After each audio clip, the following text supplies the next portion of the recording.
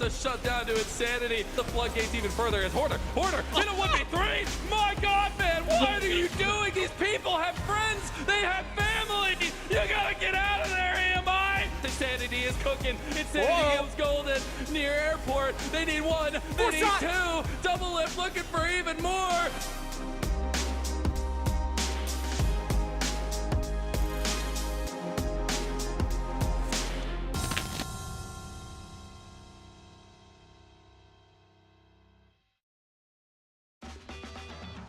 Welcome one and all right back to NACL 2025. I'm Mazel, I'm joined by Cubby. I couldn't be more excited to round out week number 1 because we've had a lot of fun best of 3s so far, buddy.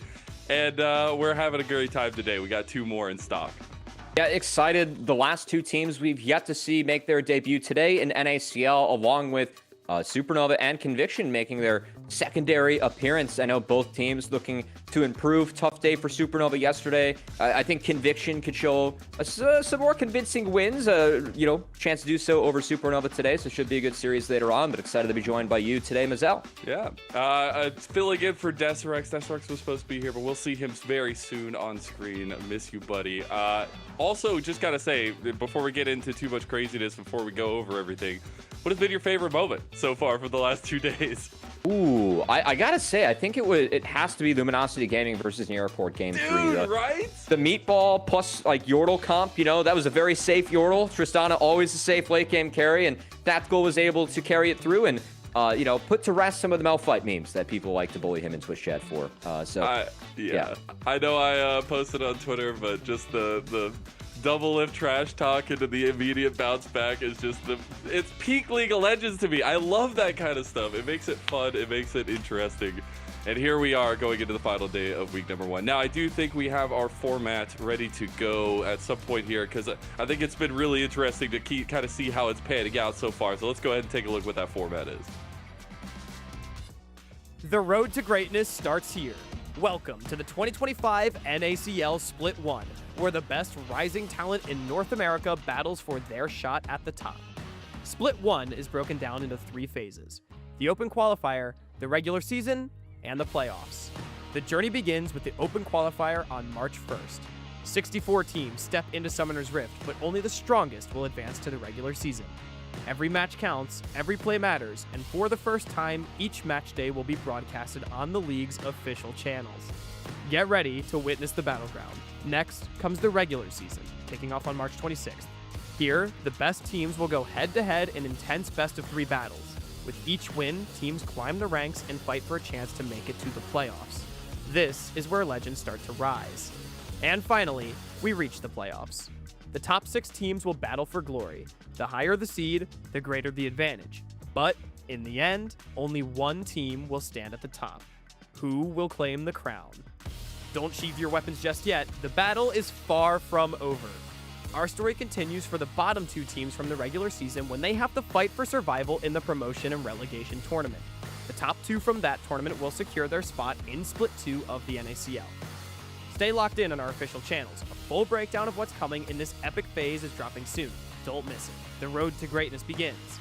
Teams will rise and fall, but who will claim their rightful place in NACL's first split? Stay tuned to our official channels for a full breakdown of things to come.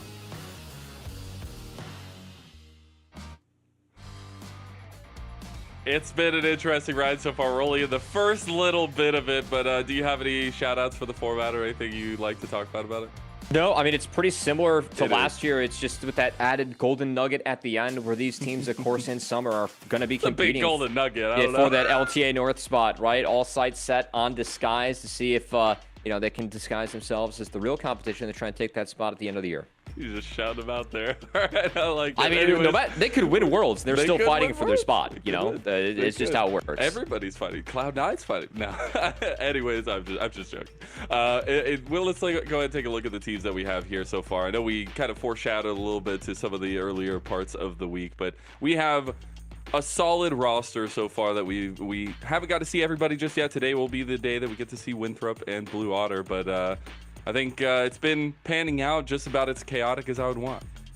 Yeah, I think that with these teams, for me, again, I've really been pitching this league as having a lot of parity. I think Near Airport, Luminosity, and Dark Zero make up a pretty clear top 3, with Polestar and Apex Mission Impossible being, for me, the clear bottom 2. And then the question really is Winthrop going to be closer to a bot 3 team, or, closer to this middle of the pack 5 stack that we're expecting? And a really good chance to do so and prove that they, do have some game and can challenge not just the middle of the pack teams, but maybe more against a Blue Otter team that returns to the league with the same roster, not just players, also coaches, support behind them. The only change is going to be Team Liquid partnering with them instead of C9, and a lot of people have them as the team most likely to challenge Near Airport, Luminosity, and Dark Zero. So will be an exciting first match today. We're going to take a look at the standings here as well to just catch up on exactly what we've seen so far. 4 teams in that win column there, Cubby. We're going to add a couple more today. Yeah, excited to see. I think that we have 2 pretty close matches today, frankly. So excited to see if we get any upsets or any surprises. As I will say so far, I haven't really seen many. I think for me, the biggest surprise is just CCG and Supernova being not that close. CCG played really, really well yesterday. And if I have to talk about highlights or surprises that I've seen this week, Mazel, it has to be the hot start for CCG, a team that, again, Dardoch, Array, Breezy, these are players that have played at a really high level in this league and in CLOL and other leagues. So really good to see them come together in that first game and put up a really nice set versus Supernova. Yeah, I gotta say, shout out to Breezy there. Always been one of my favorite players. I love to see him getting some good times over there on CCG. But the question is, like, what is the ceiling for that team, and trying to figure out how that all goes down. But that is our standings here to kind of break down exactly what we've seen over the last couple days. But before we get to that next set of things, which is going to be the schedule, we're going to have the 2 teams that we're going to be facing off today. It is Winthrop University versus Blue Otter. The premiere for both these 2 teams to start off NACL 2025. And then we have Supernova versus Conviction to see if Supernova can pick up a win. It's funny looking at these 4 logos. I feel like the color scale can be drawn from each of them, with Conviction having a little bit of the yellow from Winthrop, Supernova, Blue Otter, Conviction sharing that bluish purple a little bit. It's kind of fun that we have. But yeah, again, I'm excited for the day. I know that most fans, and especially new fans of NACL, that might be here because they're fans of Near Airport. Frankly, for me, this is the day that I was really looking forward to, just because, as I said, coming into the day, I feel like there is quite a bit of parity in this league, but this set of matches today, these 2 matches, I think, are the ones that could be close and provide some of the upsets that have been lacking so far in NACL that we're usually used to seeing in Tier 2. Things get a little bit messy and scrappy down here, They do get a little bit messy and scrappy, but I gotta hold off 1 second. I gotta take a second because we have some important stuff, some important business to handle. You might think it's because we have games coming up, but no, it's because this man right here on this side of me, it's his birthday. So please, everybody give a huge shout out over to Cubby. Happy birthday. They got the confetti. They got everything. Shout out to Liga Ace for helping out, give this man a wonderful birthday surprise. I am so happy to be paired alongside you for your birthday. And couldn't be more excited to cover NACL with you, bud. Thank you, team. I was hoping to avoid this one, but this was a pleasant surprise. So, I no greater privilege than getting the chance to work on my birthday. So, excited to have the games today and spend this day with you guys back home. Yeah, hey, casting on your birthday is just a tried and true tradition at this point. It is a privilege. We're going to take a look at the teams now. We're going to take a look at the game because we do have games to cover on his birthday. It is going to be Winthrop versus Blue Otter. It is the first time we get to see these teams. And Winthrop themselves bringing in their CLOL roster. This is a much different CLOL roster than the last time around, but it is the tried and true Winthrop University squad here in NACL 2025.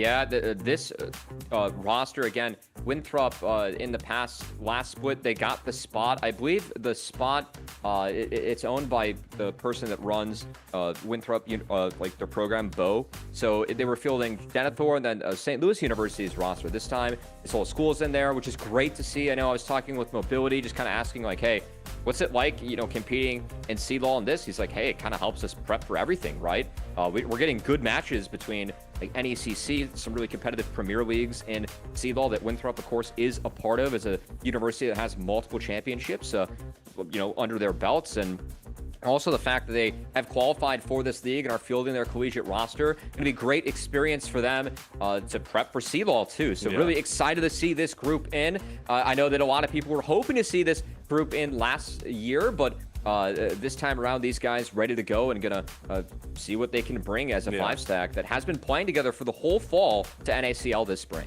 It's crazy to see Sword back in the lineup, back in the league itself yet again, right? But then Mobility getting his first true start after the time on EGC over there with the subbing. But yeah, as you see, Denethor is kind of the holdover from that SLU combination, and I think they're looking to him for a little bit of veterancy coming into another year. Yeah, I mean, frankly, for me, it's fun because Denethor and Mobility, they've been at Winthrop now for a while. Great to see. I love when students, pick a school and stay there. I think it's really great for the college experience and just for your experience growing as a person, growing in these teams. And for me, Denethor did a lot of growing last split when we saw him in that full Fearless. I think that he actually showed some really good stuff. I love the Sejuani that he was playing, like willing to bring out the top lane. Yeah. And then also, Mobility for me actually really grew in the offseason. I thought that he did the Saito combine. He went to Korea for boot camps, and excited to see what he can bring to the table with his first starting spot in NACL. Exactly that. Now, on the other side of things here, we got a couple otters looking to have some fun. Blue Otter tweeting out, ready for NACL, ready to get that ice bath in there. Mazel, have you ever thought, like, with all these morning routines, how much water do people waste in the morning by just, have we ever heard of a cold shower? I don't know, right? You need ice in there. But hey, an otter feels more natural to be in ice water than, say human beings putting their face into it every day. So I approve of this one because otter going into a natural habitat is something as a zookeeper I love to see. Let's go ahead and take a look at the roster, though, as we have seen a lot of these names before, but it is going to be more expectations this split and some curiosity. And this was a team that returning as 5 people. What's this? These are their actual pictures. Oh my God, we finally found the pictures. Quick, label your favorite one. Mine's Levitate. Dinosaur music. He's holding a dinosaur. No contest. I love that it represents their personalities so well. Music just has to hold on to those. Levitate's a scheming, ADC. It's got to find his way. Quacker's just there. Check. Quacker's just a chill guy. No, he's actually just the CS player that plays the monitor like an inch from his eyes. I think that's got to be it right there. We got to get proof of that. I need a picture, Quacker. Yeah. Please send it to me.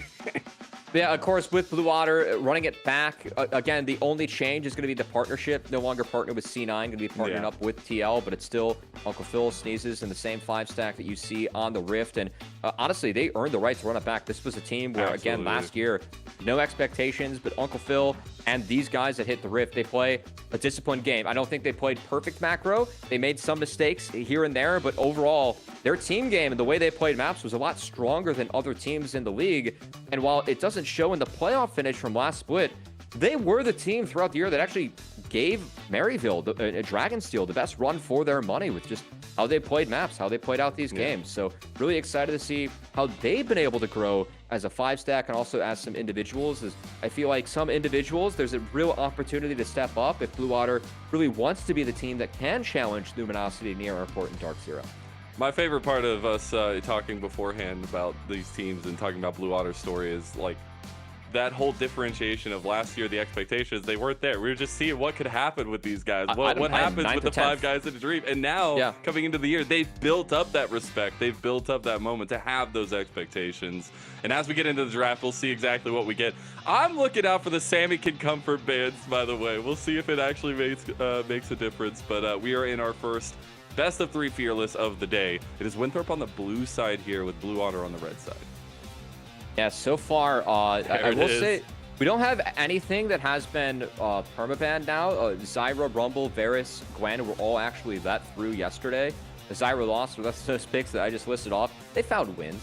Those are the champs we're expecting to be taken away. And for me, Zyra is a very oppressive champion right now. And not sure how many players are going to be able to play that unique counter pick we saw from Dardoch in that Mundo jungle yesterday, which was very fun. Also, got to highlight the Nefiri, as Nefiri has really risen in the ranks, and rightfully so. That champion, it's a bit gross right now, if we're going to be honest. Disgusting. It's a little strong. I just threw up in my mouth a little bit. Like, it's disgusting. So, but they don't ban it as often. Like, that's what I find so interesting. Is we kind of just let it through. and just see what happens.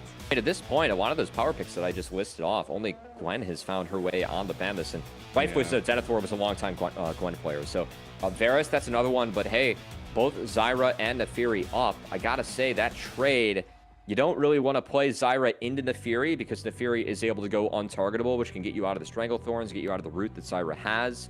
The poke can be good against Nefiri, but if you're able to find the all-ins, can be big.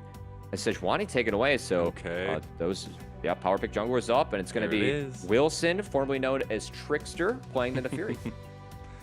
Let's see. Notice how I said Trickster. Yeah.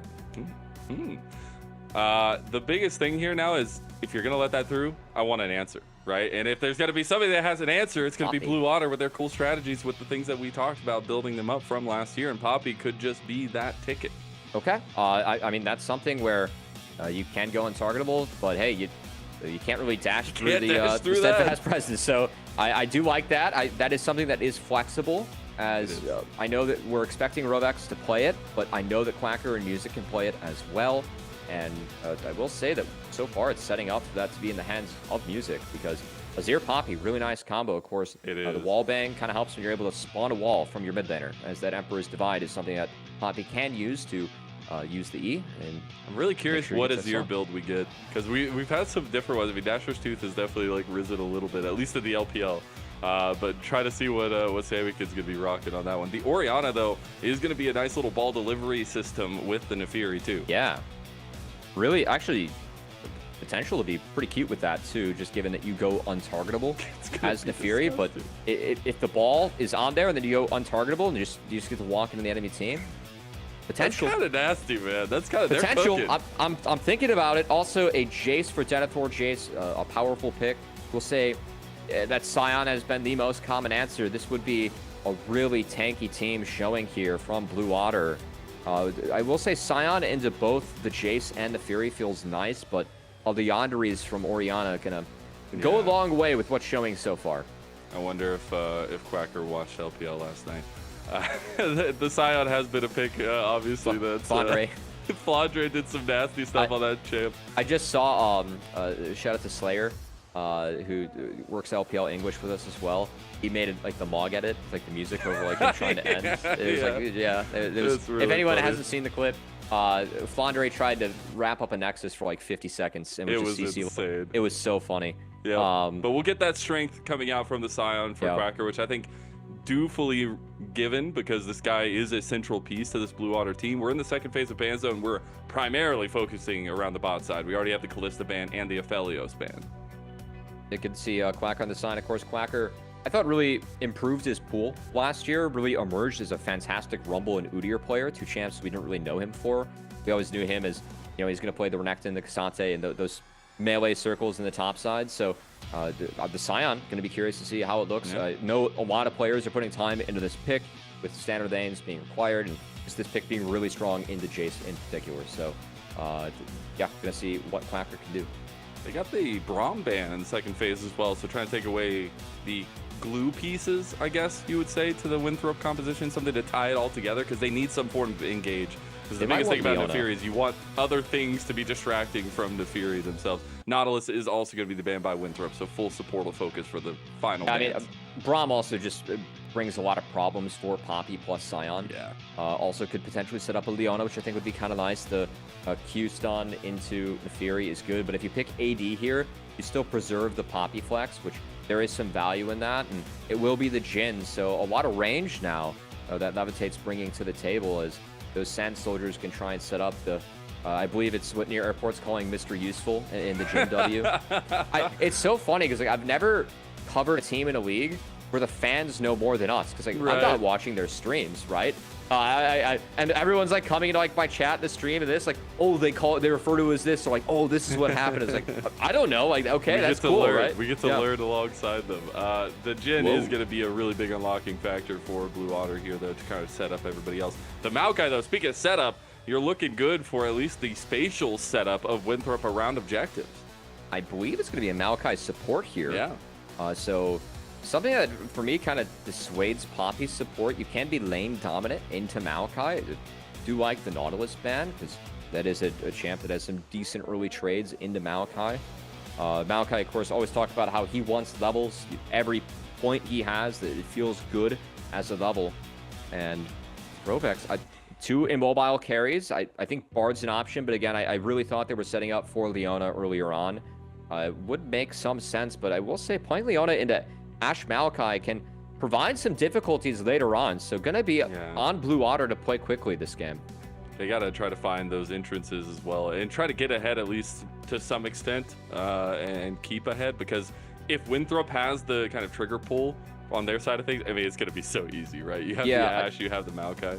I think the Ashe pick just gets a lot of mileage this game. Yeah. Like Scion, Poppy, when those abilities are down, having Ashe to kite them out, Leona as well, is going to feel really, really good for Winthrop. So I think it really is going to be on Blue Otter to make sure that whatever engage they take, it's done cleanly. If not, the kite of the Maokai, Ashe, Orianna could provide a problem for their front line, but their front line is really big, and I think it's going to be tough for Nefiri, Orianna, and Ashe to get through it. So for me, if Blue Otter is able to execute, I do think it's advantage them, but Winthrop's going to need a little bit of time to get their comp online. But they have potential to really punish any mistakes from Blue Otter with their ability to kite.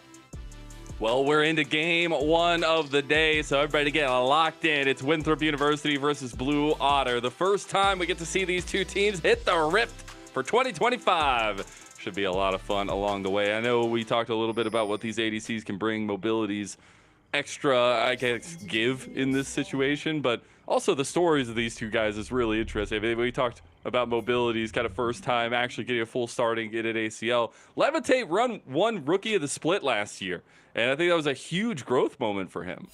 And I think with both these guys, I mean, I remember like last year before the season started, people were looking at both Levitate and Mobility. Feels like they've kind of been next up for a while from Tier 3 going into the Tier 2. 2 of the ADs that people talked about was like, oh, I'd love to see these guys get a chance. Finally has made it, and for me, Levitate really showed a lot last split. I was really excited about Mobility in the offseason when I saw him at Saito, the combine that they ran. I've seen Mobility play a couple times. He was talking a lot more, and I talked to him before the match, and he just said, I got better communicating what I want and telling my team what's good, as Levitate going to get some good poke. Yeah, you know, half healthy, only 35 to start it off, and now we're going to get strats. The Scion Strat Raptor start for Blue Otter on the opposite side of the jungle. If you want to upset the Nefiri, this is how you do it. I like this. I think that the onus really is on Poppy to try and slow this Nefiri pick down. You are really strong your first couple levels as Poppy, so I like what they're doing. Quacker's sacking quite a bit here, but expect him to TP back. The real question is, are they going to go for a dive bot or not? Because, of course, you have that option with the Scion. You can go zombie mode and just kind of throw yourself away. Then you TP top and catch everything after. Okay, we'll see if they actually... I mean, they are found out, but trying to see if they can actually get pushed over here. The vision is there. They're going to go under tower, give Quacker that headlong charge into them, and now you got focus on Mobility. Fourth shot! Gonna get a couple kills, but they get a response back as well. It's gonna be 2 for 1 right now in favor of Winthrop, but can they clean up the last one on only 35? This is how I like to start my NACL day. A 2 for 2 in bot lane. A lot of waves, gonna be denied a wave from Mobility. I think he can be happy the fact that he was able to pick up a 2 for 2. It could be much worse than that. And that said, I mean, the rest of this game is gonna be interesting. You can see Quacker down 2 levels. Denethor, his adaptation of that play was to make sure that these waves got in. So Quacker is going to try to be Mr. Useful himself, being set behind a little bit here on the Scion. Yeah, trying to have that early impact. And now we will have that kind of split side focus between the junglers. We already had a little bit of movement from only 35 to get some vision out as well, just in case there's going to be more movement into the enemy jungles. But I think at this point, we are seeing how Blue Otter want to try to take hold of this early game. They want to try to be active and proactive, as Robeck's going to get. The bad part of any Ashe matchup is trying to walk away. Yeah, I actually am really curious to see now if Music's going to be able to get the respawn Raptors. I think that could be really big in terms of making sure that he actually has a lead from the jungle, because again, Wilson and Denethor, I think, responded appropriately. The Fury was set behind a little bit in the jungle, but was still able to get the top quadrant of Poppy, so it was a trade there. It's just Poppy was quicker, and again, I think trying to find those respawn raptors is big, but no base yet from Music, and the push is in the hands of Sword mid, so not going to be able to contest those raptors, and will be a good pickup here from Wilson. Indeed. And at this point, we have to start thinking about what these first objectives look like in terms of the fight. Who's willing to go to those fights? But before that, we'll take a look back at the shenanigans at bot lane. Yeah, Quacker burning the flash forward to just get the play going. And I think for him, he kind of was hoping to get it over with so he could TP top quicker and maybe catch the wave that Denethor was getting in there. As he wants to make sure that he's the one that takes aggro, only 35. Nearly able to lock Music up there as he dinged too and skilled the Twisted Advance. So tried to get the root under the turret, but wasn't quite able to connect on that. And it's just a trade of power across the map. And I gotta say, putting more power into the Jhin and taking it away from Sion, I think that's a decent trade. Of course, Sion, you do well with economy, but if you don't have economy, you're just going to be Sion later on either way. So I think that's the strat that Blue Otter's taken here. Try to get something going for them. I do wonder, though, now that we actually have a little bit of non-lane swapping for the first kind of Rift Girl setup here, it does look like we're going to potentially get supports moving up that way, but I wonder if we do end up getting those kinds of strategies, because I know we see it at the pro play level a lot as well, but we have also seen a lot of, 4v4s up in topside instead of full movement. It does look like at least Maokai is going to get a reset in here, as we'll see how quickly we want to move towards the Grubs. Samakin as well saved his TP until this moment, so he could be as strong as possible for any potential Grub fight. Sword doing the same, but neither bot lanes really made a move up towards the top side. So that's a little bit surprising to me, and with Quacker taking a base here, they are going to have to wait at least this next wave before they look. So potential for Winthrop to sprint up there and maybe beat Blue Water to the play, as the Dragon has been started, so Blue Water... Okay. And there's nobody even starting the Grubs right now. We're going to contest over this bot side objective, and Winthrop moving in as the Dragon gets about to 1,500. I think they might go for a little 50-50 here. This is what I like, as we get a little bit of action from Rovex. The Dragon gets taken from Blue Otter. Now they try to get out of this one, but unfortunately Music throws the wrong side of the death wall, goes for the wall bang, but will just have his life forfeit to the dogs as Wilson gets the kill. Could be better for Blue Water, but they still were able to get the objectives, so, could be worse. And nice that Wilson was able to pick up that kill. Try and catch back up on the Fury. Has the option to take away some top camps from Music, but who wants the camps when the Grubs are up? And that's going to be where Wilson sets his sights. We're going to take a look back at this one as well, just to see how this all started off. I'm surprised that Blue Otter actually were the ones that took the Dragon. Yeah, Music got it. I believe I saw 1 HP, but there was a smite involved there too. As we'll say, the going on to Nefiri, going untargetable there, I think a little bit questionable from Rovex. Maybe Levite could have held his W to try and find him after the untargetable, because you do have to go untargetable against the owner to dodge out on the Qs. So potentially the Blue Otter could have layered that CC a little bit better to maybe still threaten Nefiri even with the untargetable. But yeah, just going to be a kill for a Dragon. And of course, first 3 Grubs going over to Winthrop. So nice start for them. Not too bad. Not too bad. Be able to pay dividends if you can get all 6 as well. I mean, even getting 4 or 5 is going to be good in that right. But Siege maybe not the best example right now, since we're so early in the game. And how do we feel about the setup for these 2 junglers, at least so far? Because, I mean, Wilson having a kill and being even farm, maybe even looking at faster clears as time goes on, feels pretty good for the Nefiri. So I think the real question is just how effective is Nefiri going to be this game? I think that the draft that Blue Water has, just with the Poppy Scion, Nefiri can't really get through that. Leona as well. The 5-second cooldown Q is really powerful against melees.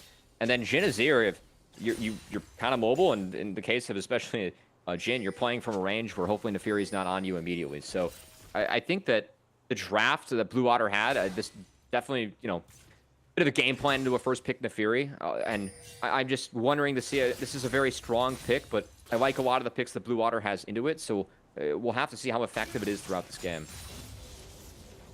It's all about execution at this point, which we want to see these tier 2 teams and tier 2 players step it up. Quacker getting pushed out of his lane here, as is tradition at this point. Given his health over to try to get back, he will have TP and Denethor has already used his. So TP advantage will probably be taken away. But now we get the redeploy from Wilson onto the bot side, and that's where we can talk about the focus for Winthrop and what they can do to try to carry this game. Mobility is in a perfect position right now on this Ashe to not only have utility impact, but also have carry impact. They're looking to go for the Untold, and of course, yeah, no TP needed, but you can... TP advantage still there. Let's go. You can warm up the driving mechanics there, as Quacker's done a pretty decent job, I think, of course, being set behind in this lane, but he has picked up...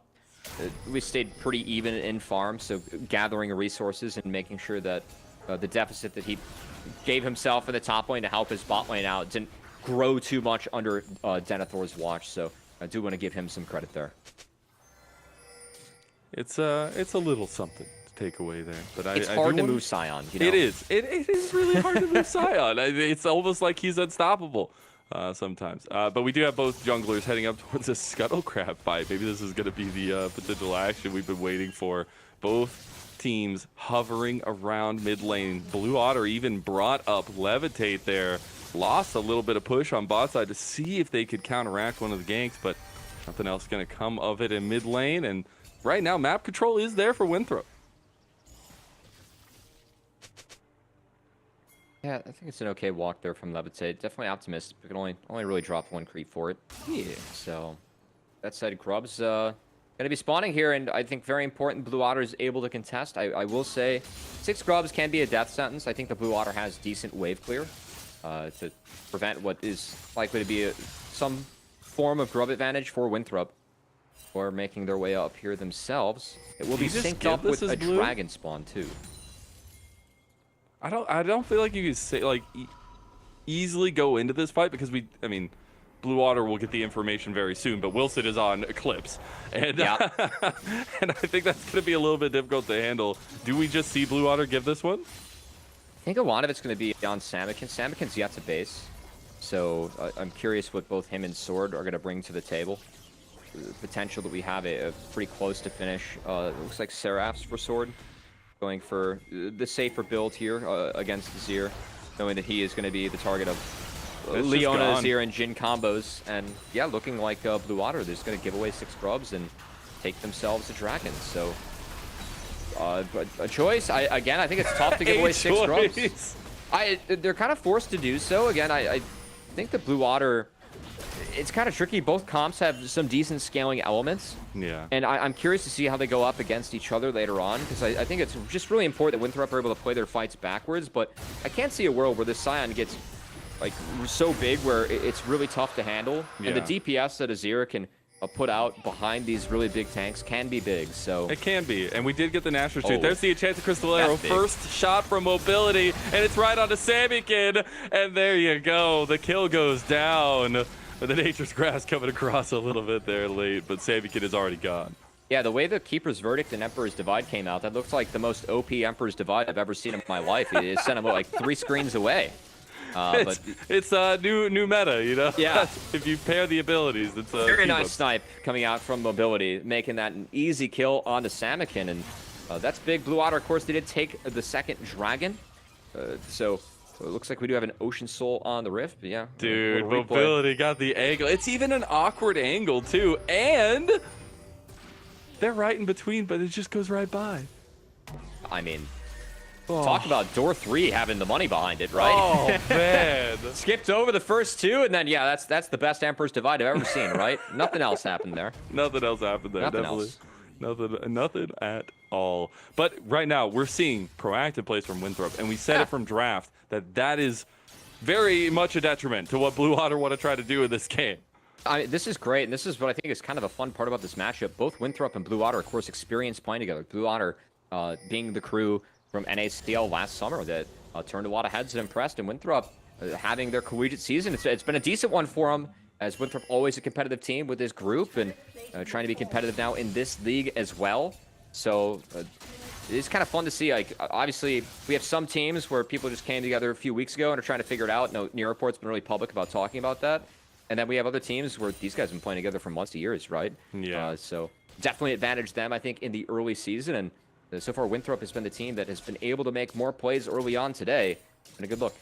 And even that continued conversation from the draft was that if they are ahead, I mean, their target calling and target shots are huge, right? They have so much setup between the Maokai and the Ashe.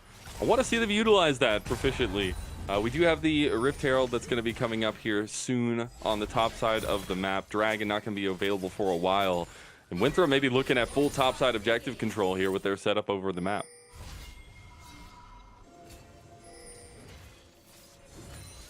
A little bit of quiet time in the Rift right now as we are a minute 30 from a Rift Herald and 2 minutes 30 from the next Dragon spawning.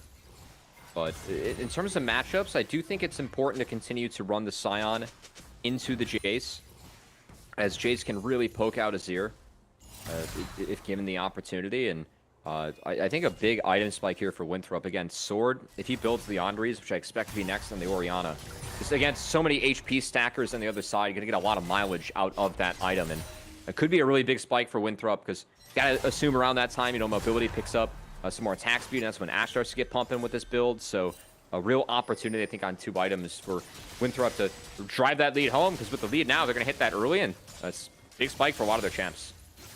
For Blue Otter, I will say I'm liking that we're seeing some of the same strategic elements from that last split as well for this team, where we're seeing Rovex and Music be attached at the hip at this point and trying to find those advantages. We're trying to find out where they can make plays for Blue Otter, because I think those two guys are so pivotal in the direction that this team takes in a lot of their strategies, in-game at least. Yeah, they are the talkers, the shot callers, so definitely something where I think even just the direction of Blue Otter, I mean, they very clearly were giving away 6 grubs for the first 2 dragons. Yeah.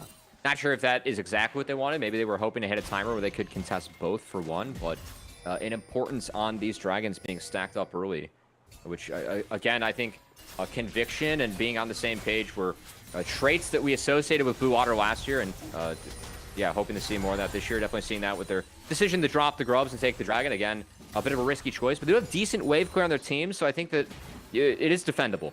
Yeah, I absolutely think so. Winthrop are going to start up the Rift Herald now. Blue Otter are in the vicinity. Still about 35 seconds for the Dragon. You wonder if Blue Otter wants to just give this side over. Here comes Keeper's Verdict. Nature's Grasp coming across. They're tanking it up now as Quacker has taken the fight. Sword is coming around the side, waiting to try to get a big one. As now you actually have Denethor taking the Rift Herald for Winthrop. They move forward to get the eye of Blue Otter. They're stuck in the pit. There's flashes, there's dashes, there's a double shockwave, and Blue Otter are being torn to pieces. Wilson going untargetable, but he can't go too far as he goes down. Winthrop are chasing Blue Otter. Samikin trying to be the safe play here, but Music gets one back. Samikin still alive, but he's getting bounced around like a bounce castle, and Winthrop come away with everything. Yeah, and that Nefiri Orianna combo that we teased in draft, pulled off there by Wilson and Sword, used to perfection. As I thought going over the wall that there was a chance Samikin could have been the savior of that fight, but not even close. Winthrop wipe it. My goodness, I think we're looking back at that draft and saying, "Oh God, that Nefiri combo is going to be one that we're going to want back for sure."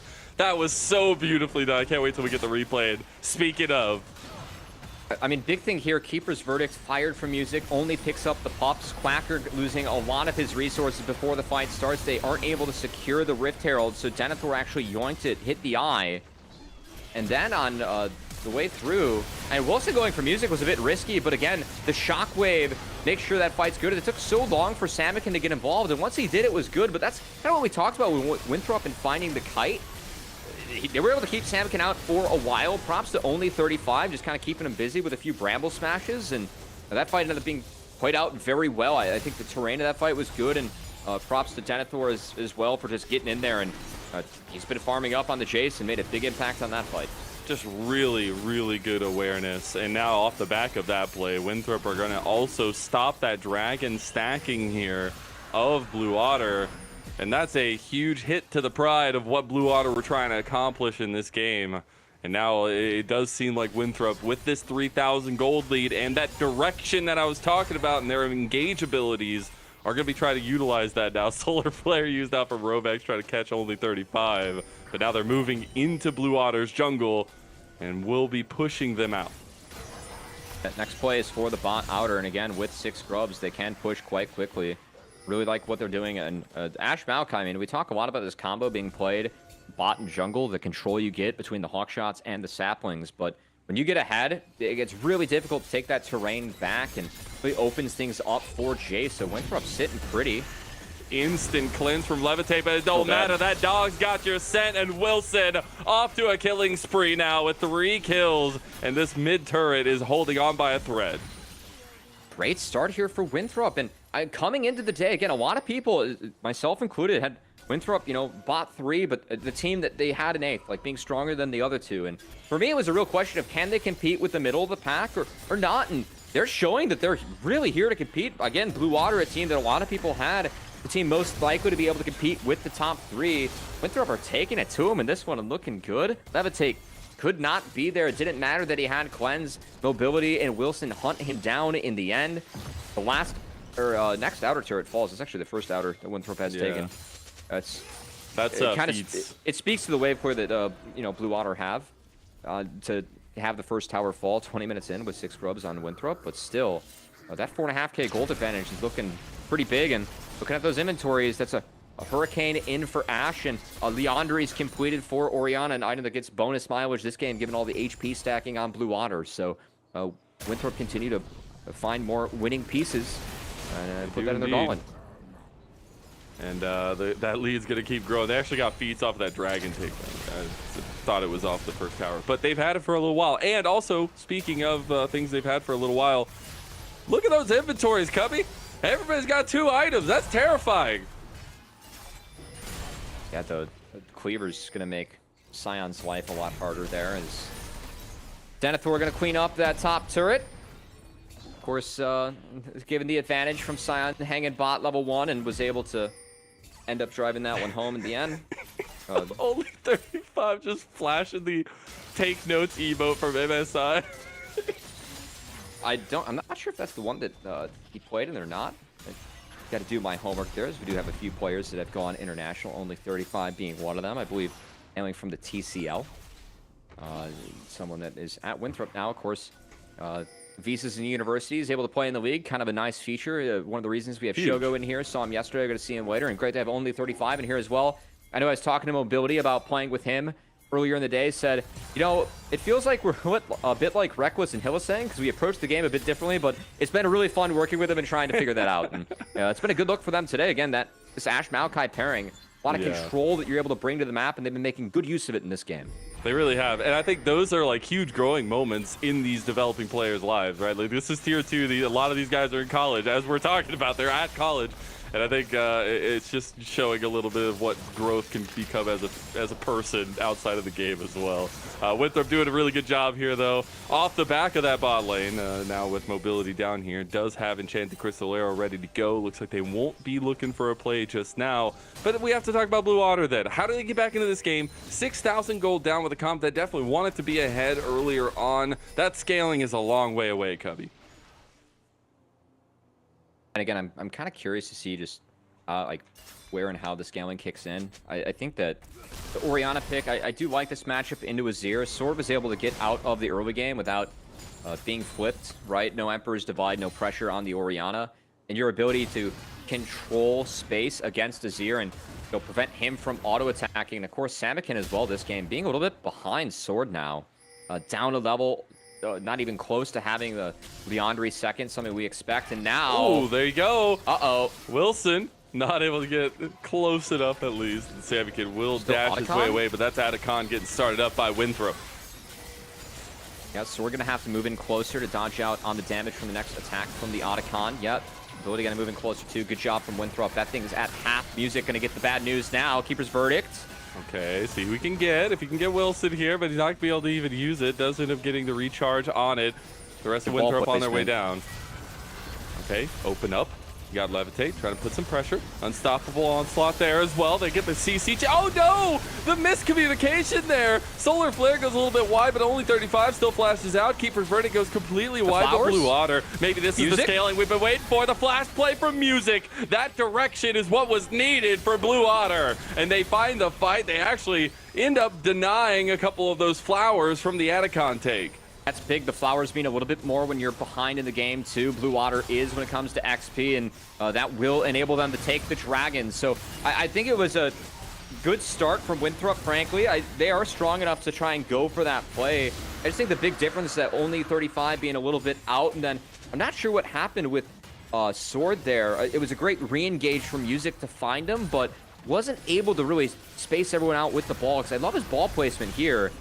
I think he should keep it in the choke to threat the Shockwave. Blue Otter were able to walk through for free, was using that to try and get out of the Jin R, but instead, yeah, just doesn't find that big Shockwave. Could have been pulled here. And wow, that actually, flash play, the Shockwave was already used. Sorry, I didn't see the Shockwave actually from Sword. But yeah, I think Sword has a lot of strength and, again, ability to zone with the rest of his team. And there, I would have tried his best to keep the ball in the choke. The fact that Blue Otter got to walk through there for free, I thought was a big part of why they were able to actually collapse on only 35 from an ice ult from Quacker. About 1.5 thousand gold taken off that lead because of that series of plays. Now Blue Otter also being on Soul Point. Meanwhile, you got a nice little run from Quacker. He's going. He is out of there. He's going to try to buy a little bit more time up here. But that was 4-man try from Winthrop to get Quacker. Yeah, I think Quacker knows that he's going down here. Yeah, he's just going to try and buy as much time as he can. Oh, the smite. Baron has not been started yet. It has. So I don't think they can either. Quacker just going to buy a lot of time, get those minions as best as possible. I was looking to see if Blue Water would be able to do anything on the other side. Right now, it looks like Samikin's just pushing in the side lane. Yeah, I actually think this is really nice for Samikin, the fact that he's getting free time. And because he's bot, that is free time. Winthrop, they are going to start the Baron. Blue Otter is down a man. Samikin going to have to TP. He's really committing to the push here. Is Music going to go for something creative with a Keeper's Verdict steal? Okay, we'll see if it actually is going to go the way of Winthrop. Enchanted Crystal Air went a little bit wide. There's the Keeper's Verdict. Wilson is still in the pit. Wilson gets it. He is just making this difference on the Fury to start off the day. The first time we're seeing Winthrop together. Samikin was able to get a tier 2 in bot lane, but might just be pity prizes as Wilson was looking for Levitate too. Glad that you're bringing back pretty pity prizes as well, Mazel. It is my favorite phrase. As I gotta say, that was a choice from Blue Otter. I called the Keeper's Verdict steal. This is what we're used to seeing from Blue Otter. When they make a call, they are decisive as a team. They stick to it. They say, hey, we know that this Baron's, could be a problem. We're gonna try and flip the steal. We're gonna let Samikin get fed. We think that's important for the long haul. I will say, Azir was behind. I think Samikin being caught back up to the curve of the game is important, but you never want to drop Baron. And Winthrop taking that Baron, every inner is still standing, and you got to believe their goal is to at least knock down 2 or 3 of them here. Please try to. This siege, Yeah, pretty difficult to deal with, but they have the anti-siege here as the Unstoppable comes through from Quacker, but it doesn't hit, and now he's stuck in the front line, gets knocked back by the Bramble Smash. It's just tanking it up here right now. Winthrop will make them back away. Starting to see a little bit of that tankiness that the Scion provides. There you go. You get the Enchanted Crystal Arrow there. Now the knockback from Robex. Meanwhile, the entire time, Sword's been pushing mid lane, and Winthrop are winning the bot lane fight. You can have your cake and eat it too, and Winthrop are munching down on that big old thing as Quacker's going down. He is out for the count, and that is permanent damage done. Mobility just has a heat-seeking missile on his R button that is really just going towards this Azir. He heard the doubters, man. He heard all the trash talk. He heard the collegiate trash talk. This man's here to make a statement in NACL. These ults onto Azir have just been huge, just to set up the kill in mid lane. That opened up 2 inhibitors for Winthrop and a monumental lead. Mobility has been really big. And again, I've been crediting the, Blue Otter making a call, sticking to it. Credit to Winthrop. Sword staying mid throughout this entire skirmish. And again, Winthrop, what does their comp want to do? They want to kite back. They kite it back beautifully here, playing off of only 35 and mobility. Again, those R's go down.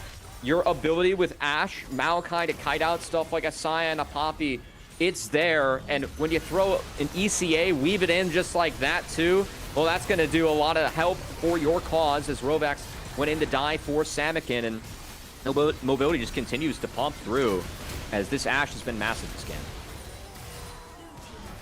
And, hey, we saw from the draft. That's exactly what they wanted with this composition. They wanted to have that kind of spatial control over the map, and now we have 3 items for both mobility and sword, and Denethor on top of all of that. This lead has gotten way too far out in front for Blue Otter. 8,000 gold up there, and another dragon going down, going to deny that soul from them as well. So now you're just trying to lick your wounds and figure out what the Otter can do here, Cubby, and I don't know if it's much.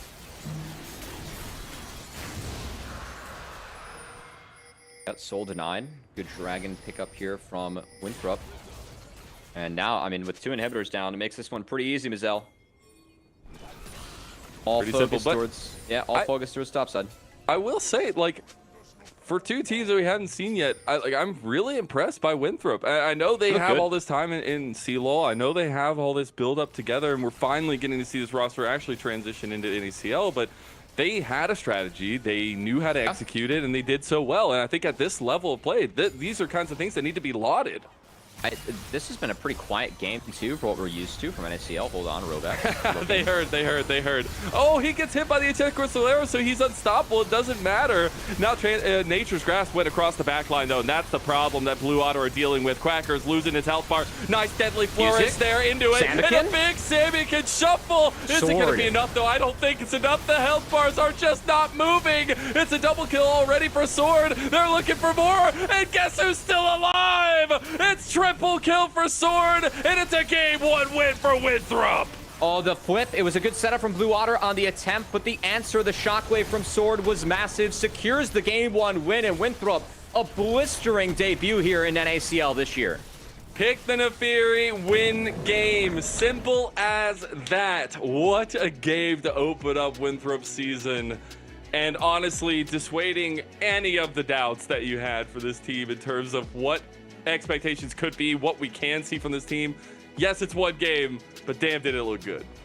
And I mean, for Winthrop too, like looking back on that game, I think we had so many quiet performers, which is a great sign, right? Because that shows it's a team win with all 5 playing on the same page. I really like their setups they had. Again, the Orianna Ashe Maokai brings so much control. I think they played it very well. And we talked about, hey, Sion, Poppy, Leona, these are champs you can kite out when those R buttons are down or you get behind, you weren't able to connect. It can be hard. Winthrop played it just like that and made it look easy. It was a really nice game from Winthrop. I appreciate the fact, too, willing to pull objectives from ahead to get Blue Otter in. Paid off a few times. We see them, even committing sword mid and being able to be like, hey, we can play this 4v5. It's fine. We can get more out of this. I think we saw a lot of really good decisions out of Winthrop in that game, and exciting to see that a team that, not everyone was expecting to maybe be able to compete with the middle of the pack, doing nothing but compete and beat the middle of the pack team in Blue Otter here today. Handily.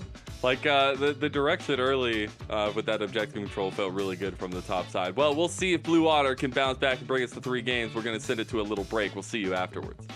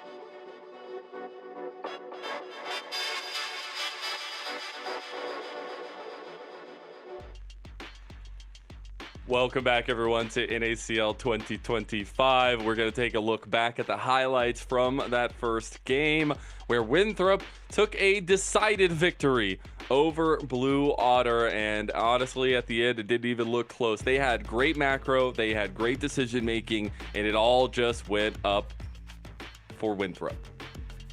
Yeah, I was honestly, I do like the draft that Winthrop had, but was surprised at how one-sided that game ended up being in the end. Blue Otter, again, a team that has rightfully garnered a lot of respect. This Winthrop crew definitely practiced throughout collegiate, but to see this match go as one-sided as did was a bit of a surprise. I think in the end, the fact that, like, you know, I got some more time to think about that game in the break. The kite identity and how Winthrop committed to that was really nice, but also the fact that you are running a pretty low damage comp with Azir Jin, and Samakin was behind early on. I think that really ended up hurting Blue Otter as Winthrop that came out really nicely. Yeah, they did. And we're going to be waiting for the rebuttal from Blue Otter. But Mobility having a little bit of a quiet game, having some great setups. Look at this one right here. Perfect timing to speak of the man. This is a guy with a lot of track record in and around the scene, but finally getting to see him in NACL and finally getting to see him in a position where he's the one setting up a lot of these kills and a lot of these good fights. Has been really, really fun to watch, at least for game one. I mean, again, the heat-seeking missile on, onto the Azir was, yeah, that was pretty nice. He had one where it passed both Music and Rovex and found Samakin in the mid lane. I mean, that's a gift, like a you know? weird angle, like it was like Yep. completely diagonal. Yep, that was a gift. And then later on here, I believe he finds Samakin again with an ECA in this play. So again, I don't know if I can really credit one player from Winthrop as being like, oh, that was fantastic. That's the reason why they won the game. But I think a real team effort they can really run with. And again, like the draft, like how they executed it, and a lot of good stuff from Winthrop. So great debut. And when you grab something like this, when you grab a draft like this, I mean, I'm just going to say it's expected to win. When you get the Nefiri and then this combination between the Nefiri and the Orianna, just a kind of ball delivery system, they win with it. So it actually makes it worth it, right? Like if you were to lose with this comp, I think it feels bad moving forward in the Fearless system because then those champions just aren't available. But the Nefiri picking up another dub. And I'm just going to say right now, NACL, I don't know if I want to see this champion anymore. I want to see some bans. I don't think there's anything that can counter this champion. I know we've seen it lose, but it is so high in the percentage of winning. There are a lot of champs right now that I feel like you have to ban on this patch. Like Rumble, I think against a lot of players. Still, yeah, for sure. You want to take away. Varus and Zyra are really strong. I think Gwen is a must ban. But Nefiri is slowly getting up to the must-ban portion for me. I know that we spent some time talking about how Blue Otter, that comp they had actually played well into the Fury. I feel like that's really where a lot of the focus was, but it didn't play well into the rest of the draft for Winthrop. Because again, taking those kite tools into Sion, Poppy, Leona, ended up being really, really tough for Blue Otter to break, and Winthrop played it out very nicely. And the strategies there, the execution needed to be a little bit ahead of the ball. It felt like that's what we said from the draft, at least with their draft. So now, looking into the next game, what kind of draft adaptations do we want to have from Thin Uncle Phil and gang? See, you say that, but like, you know, I feel like that's a very classic League of Legends. Like, what are we changing? You know, do we have to drop this pick? I mean, because it is fearless. You know, you have it is fearless. To change. Yeah, everything changes now. I think Blue Otter is going to get access to blue side for this one. So no way. Yeah, I'm gonna go with that for the change, and then we'll see what they want to first pick, and then we'll go from there. That's the fun of fearless draft. That is the fun of fearless drafts. I expect the Zoe ban to still be there. A little bit of respect towards Hard to ban it on red. Hard to ban it on red. Hard to ban it on red. Yeah, Samakin's, for people that might be new to NACL this year, Samakin doesn't get Zoe. And when he does, he shows you why he shouldn't get it. Yes, I think that in Tier 3 and Collegiate, I want to say he was 22-1 on it at one point competitively. And he is very consistently a very highly rated Zoe player. I think that he was really quick to figure out the Lichbane build, by the way, that kind of brought Zoe back a couple years. He's always like cooking and playing that champion just in the background, and it's pretty much just banned away from him in this league, and again, rightfully so. But if we're hoping to have fun and see a Zoe, I really want to see a Zoe from Samakin. Not going to happen. Selfishly. Not going to happen. Blue Otter, again, shocking. on the blue side, oh my God, what can we do? We'll see what their adaptations are going to be, because I do believe in this team. Again, they came into the year now with expectations because of the things they were able to accomplish last year. Want to see what they can do to kind of tool this around, get this game back in steady form, and try to push it all the way to 3. Already, we got the Sejuani and the Camille ban, at least from Blue Otter. On the red side for Winthrop, they ban away that zone. Camille, very much a focus band at Denethor. Denethor, like, for a long time, he's what I like to call a tier list top laner, in a sense where in solo queue, like, he played this champ, and then if it was off the table or bad, then it was the next champ, right? Those champs in the past for Denethor, it was the Camille. I think that's really a signature for him. And then up there as well, like Gnar, I think Renekton. He used to play a lot of top Sejuani, which he brought back, which is quite good. So Denethor, someone that I've seen grow a lot in the last few years. I was really excited to have him in NACL last year, and excited to have him back around this time too. But as we have gone through picks and bans, Ezreal banned out. One of the more common answers into Varus. It is first pick Varus. Poke Varus, very, very strong. Mazel, we've seen it a lot in LPL. Your ability to delete waves and be a part of a lot of fights and make sure that none of those fights are taken on even footing if you're the opposing team, makes this pick very strong. That and the fact that, well, if Poke's bad that game, guess what? On hit build, you do crazy DPS too. It's fine. I also really like Levitate's Varus. I do wonder, like, humor me. What is the percentage chance of the on-hit Varus? I think it's not that great, but if there are tanks, which I don't think Winthrop will get now, I think there's like a little smidgen of a chance, but misfortune is the answer. This is a question that I answer at the end of draft, not now. Not now. I need your prediction. I need to make you wrong. MF makes it much more likely for the Thality Varus off the bat. Yeah, for sure. That said, Xin Zhao taken, I will say, music, opportunity here if he wants to flex around the Jax. I know that Jax is a pick that Denethor was adding to his pool. It's not exactly a Quacker champion, but kind of slept on against Xin Zhao jungle, and I know Music's pool very deep, so curious to see. Also, Zyra on the table. Zyra considered a power pick, and along with Rumble on the table too. Wow, they actually ended up going for the second change. Rovax Alistar. Okay. Hey, I mean, it's a classic for him. Give him a little bit more setup potential there for him, and also some deniability against Wilson if he's going to be taking those engages. Is this where we just also see the Rumble that is still available for them? Again, Quacker really put time into this champion. It was a signature. I think the choice, if you go Rumble, then you can't really go for Zyra too, and they're actually to go for that Jax and flex it around. Again, I really like Jax jungle in the Xin Zhao. I think this pick's been a little bit forgotten about. I think music's cooking over there. Yeah, it is a pick. I think that people aren't playing it as much because it takes a little bit of time to get going. And those early fights are really important, and Xin is really strong at those early fights. But if you get the Trinity Force, you can really set Xin behind. Your clear's not quite as good, but your Counter-Strike, again, can be so valuable against that, just preventing the knock-up and really punishing Xin. Speaking of valuable, Silas gets the press R and steal Alistar ult. That is pretty good, Mazel. That's the classic, man. Yeah. That's like literally when Silas was big, it was always because you get Alistar and you just get to run rampant into the backline. Yeah, so mid lane showing here for Winthrop, not showing for Blue Water. Focus on bans, taking away Samikin's Talia. One of the chances Samikin did really prove he could play at a high level last year. So good to see that ban. And curious to see probably support bans being thrown out at Winthrop, or just bans that potential Denethor picks. Is a Gnar ban tells me I do think Renekton is looking pretty good right now for Clackers, so potential for Renekton to show his face in this draft. Okay, I would like to see Renekton. I actually kind of miss Renekton being in the meta, even though he was disgusting. Hwei is the ban, though, towards Samikin, so splitting a little bit of that champion pool, at least for Samikin, and a lot of focus towards him this game. 3 bans, as we get the Aurora final ban there by Blue Otter. Aurora says maybe they're still thinking Rumble.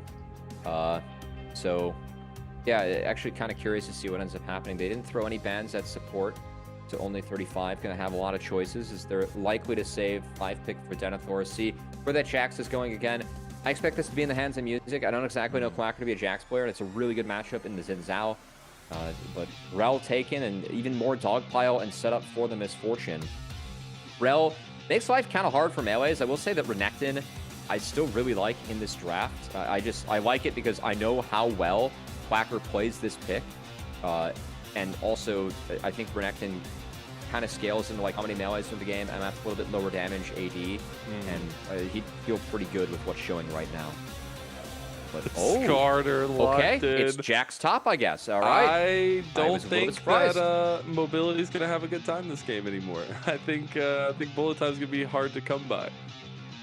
That I will also say that it gives Silas. I think stealing away Skarner R is quite big for Silas. So do have to be wary of what ults you're going to give over. Silas between Alistar, Varus, really strong, good AP ratio.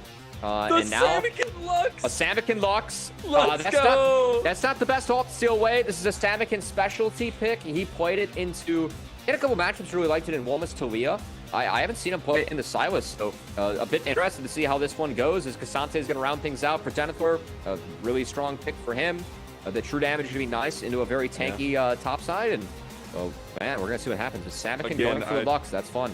I don't think Mobility's going to be able to get a bullet time off anymore. This man is he's a big portion of the damage potential that Winthrop had. It's going to be really hard to find the piloting skills at least to get around all these engages. Odds for on-hit Varus. Pretty high this game, actually. The Jax, Skarner, Alistar.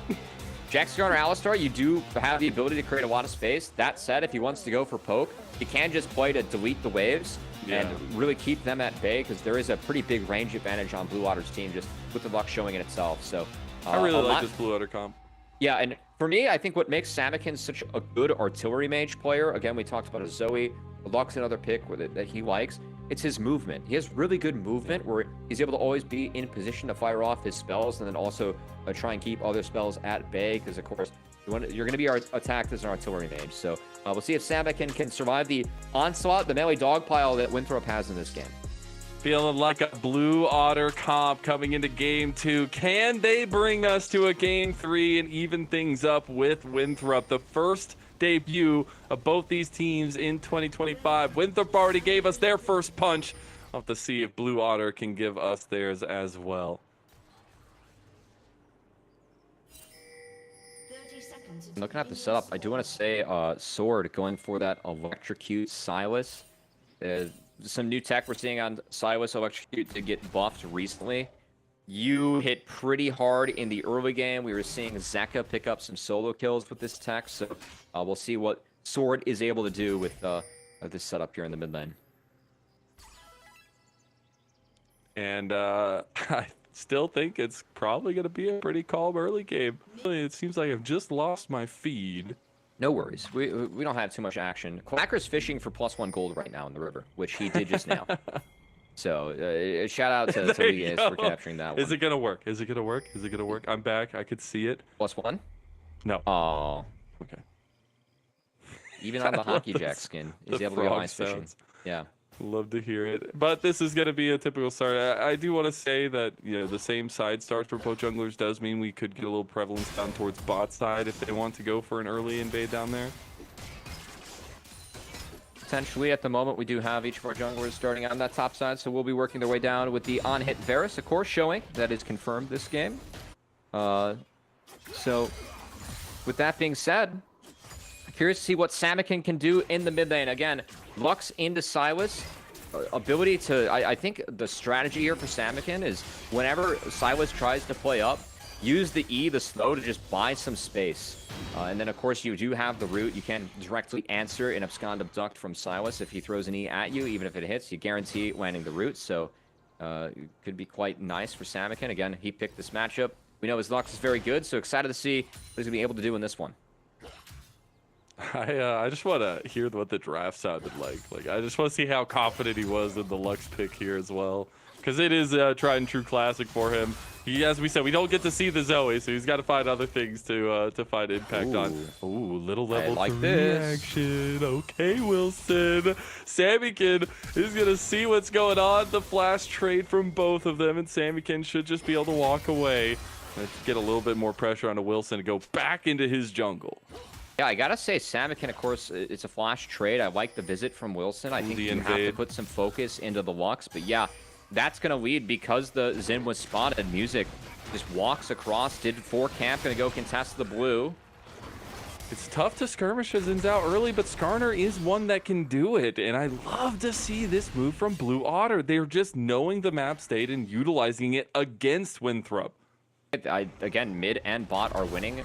Music can stall, get support. It looks like Wilson relegated to his wolves and going to drop this buff. So Sword, though, making his way over with only 35, maybe trying to revisit, re-answer Rovex combos. Rovex just goes straight in. Now Wilson goes for that re-engage onto him. Flash out, but Rovex might still die. The burn, no levitate, doesn't get Wilson. Wilson's still alive, and Rovex has fallen. Everything coming up Winthrop, but now they get the catch out over onto Sword. They take him down. The response is there. Blue Otter tie it up. Oh, they might get more. Mobility forced to flash from Music, though. Mobility trying to walk around the corner, but the body block is there. Mobility, one more auto, and Music gets him. Now Levitate's down to only 35. This is absolute chaos. And now he posts the barrier, but only 35 comes up with the response. Now it's a 2 for 2. He's mounted up, and he's trying to run away.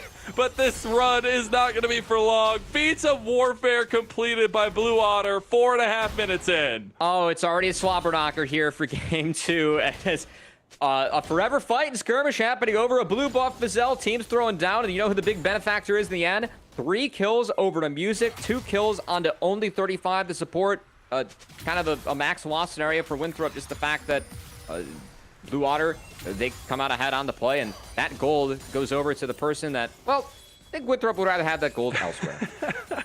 Absolutely. I don't think we're seeing Rel carry any games anytime soon. I want to see only 35 take some fights, man. True. Get in there. You got a Kindle Gem. It's the new iteration of the Leona with Fervor. But now, actually, they're moving back down towards bot lane. You can tell this is a big focus for Blue Otter. If Winthrop go too far, that's going to be the engage coming through from Music. Gets the wall bang as well out of Mobility, but unfortunately, he's all by himself in that fight. The crash down coming through. Music's dead. Yeah. A shutdown of Mobility, and now they can chase them down because guess who's here? Wilson, the long-lost castaway. He can get one more. The unfortunate warm-up is going to get the kill back, but that's a double kill for Mobility. A big oopsie here from the Blue Otter bot lane, as I think Music was just trying to help get the wave in, but taking that fight into the Rel MF. Mobility only 35, pumped out some good damage there to turn things around. Bought time for Wilson, and that advantage from Blue Otter immediately gone, and 2 kills now over in the hands of Mobility, who had a big last game. So we'll see what Mobility can do coming out of base with the BF sword. That's not going to be easy for the Varus. That is not easy at all. That's a big old weapon. Going to be tough to deal with. Now bot lane getting so far ahead from Winthrop, and this is the kind of performance you want to make a statement in the league in your first series. It's just to have bot diffs across the board. And now you actually get a nice little scuttle take from Music, but not going to be able to get those grubs going just all too yet. Gonna get a replay of this one. And okay, going back to the first fight again. I thought Rovex went in just a little bit early here, and good attempt here by Samikin on the shield. You can see Rovex trying to walk back into it, but just wasn't there in time. It was only 35, gets out like a smooth criminal. Get to return back to live though, because grubs are at least being taken. One gone over the hands of Wilson, but Music is here. Samikin posturing to maybe base to cancel. Oh, the all-out use from Denethor. Wants the solo bolo on a Quacker. Quacker's losing this one. He's got the counter-strike. He's going to try to get away. Does not get the stun, but here comes the wind becomes lightning as Quacker. One more auto. No, Denethor! No, Denethor! He flashes. He's alive, but my God, that was close. Honestly, well played from both top laners. Denethor did miss the Q, but I thought Quacker did a nice job of buying space after that as Music. Disgusting. Oh, the W. My God. Could not get him. He survives again. Yeah, the damage reduction on the Unstoppable enough to get Denethor out. Again, Denethor put a lot of time and effort into his Cassante. It's a little bit less popular after some of the changes we saw. The nerf to the true damage was a big one on that ult. So, okay, gonna get a replay of the bot fight now. Again, Rovex just took so much damage early, and I love how Mobility has been kiting out. It was only used on the support, and Levitate's tanking up a double wave down a level. He was tanking up all those creeps. I just think the wave was too big for Blue Otter to fight. So, yeah, I mean, I originally said I thought Music was playing to help get the wave in. Not the case at all. That was just an unforced error from Blue Otter. That wave was coming to them. They don't have to fight there. Instead, they do and really get punished. Poor play by Blue Otter's bot lane. Good punish by Winthrop. Dude, that BF sword early does so much damn damage, man. Like, Music lost like a quarter of his health off the bounce off the minion. Yeah, BF sword wasn't in for that fight. It came in after, but it was still double longsword. And if you kill that creep on the double up, it does like that is the strength. Of it MF, wasn't even right? killed. That's what blows my mind. The creep didn't even die. It was just the bounce off of it. But I want to take a look at the lane state now because we do have Dragon up on one side of things. We have a very big offset coming through for these two objective spawns as Quacker's forced to run away. It does feel like Winthrop are gaining a lot of control on the map. The Quacker did lose flash off screen there, you can see in your top left, so a good rinse and repeat from Wilson to get something else. So Quacker doing a decent job of playing defense. I mean, a lot of focus has been put up towards him, and he's still okay on a pick where, again, I'm used to seeing Quacker. I mean, he loves his Renekton, he loves his Olaf, he loves his Cassante, loves the Rumble, the Udyr. Not Jax. I'm not used to seeing him play the Jax, so good to see Quacker, again, maybe another champ that he put some more time in, feels a little bit more comfortable on in the offseason. Something that I gave him a lot of credit for last split, growing his pool, and someone that I felt like had a narrow pool, always put it very effectively. But it really did a good job to grow his pool in the full Fearless format last year and showed some good growth. We're getting the paid dividends of what Fearless brings in Tier 2 is just expanding champ pools of some players. It's been really cool to watch over this time. Now, I will say that in this bot lane, I think things are getting a little bit out of hand in Winthrop's favor now as well. Do we see a way of Blue Water kind of adjusting focus, or are we going to continue getting fights around this bot side of the map? I think Winthrop should just continue to force, for me, if this game goes late, I think it's really tough to get through Alistar Varus. And I know that Silas gets to yoink Alistar ult. That is a big one, but I think the way that you play against that is you just stall that time. Just make sure that Silas doesn't get in the back line. I actually think that as the Alistar, it really is your job to headbutt Silas out and use everything you can to keep him out while he is unstoppable. For me, it's kind of what we saw last game with Winthrop being able to kite back. Yeah. I see the same thing this game from Blue Water. So onus going to be on Winthrop to get ahead and take good plays because their initial engage ability usage, it has to be big and land true, or else Blue Water's ability to absorb, deter, and then try and turn the fight from there, that's where the strength of their comp is going to lie. Yeah, their front line is going to be absolutely insane. First Dragon goes the way of Winthrop. It is at past 10 minutes, though, so the timer on the Dragon definitely going to be delayed in this game by a long portion. We are getting closer and closer to first items. We already have one completed with the Heartsteel for Music there. So a little bit more tankiness for him to take these invades that he's potentially looking at on bot side. Yeah, or even just take a fight onto the Grubs as you're seeing Quacker. He's going to look for a nice little plate there. Gets away from the Q from Denethor. Always good to see Quacker. Long-time player. He's been around so long that I used to coach against him and scrim his team in college back when he was on U of I. He was on a team with Xeno, very good mid laner. They actually made top 4 in CLOL that year.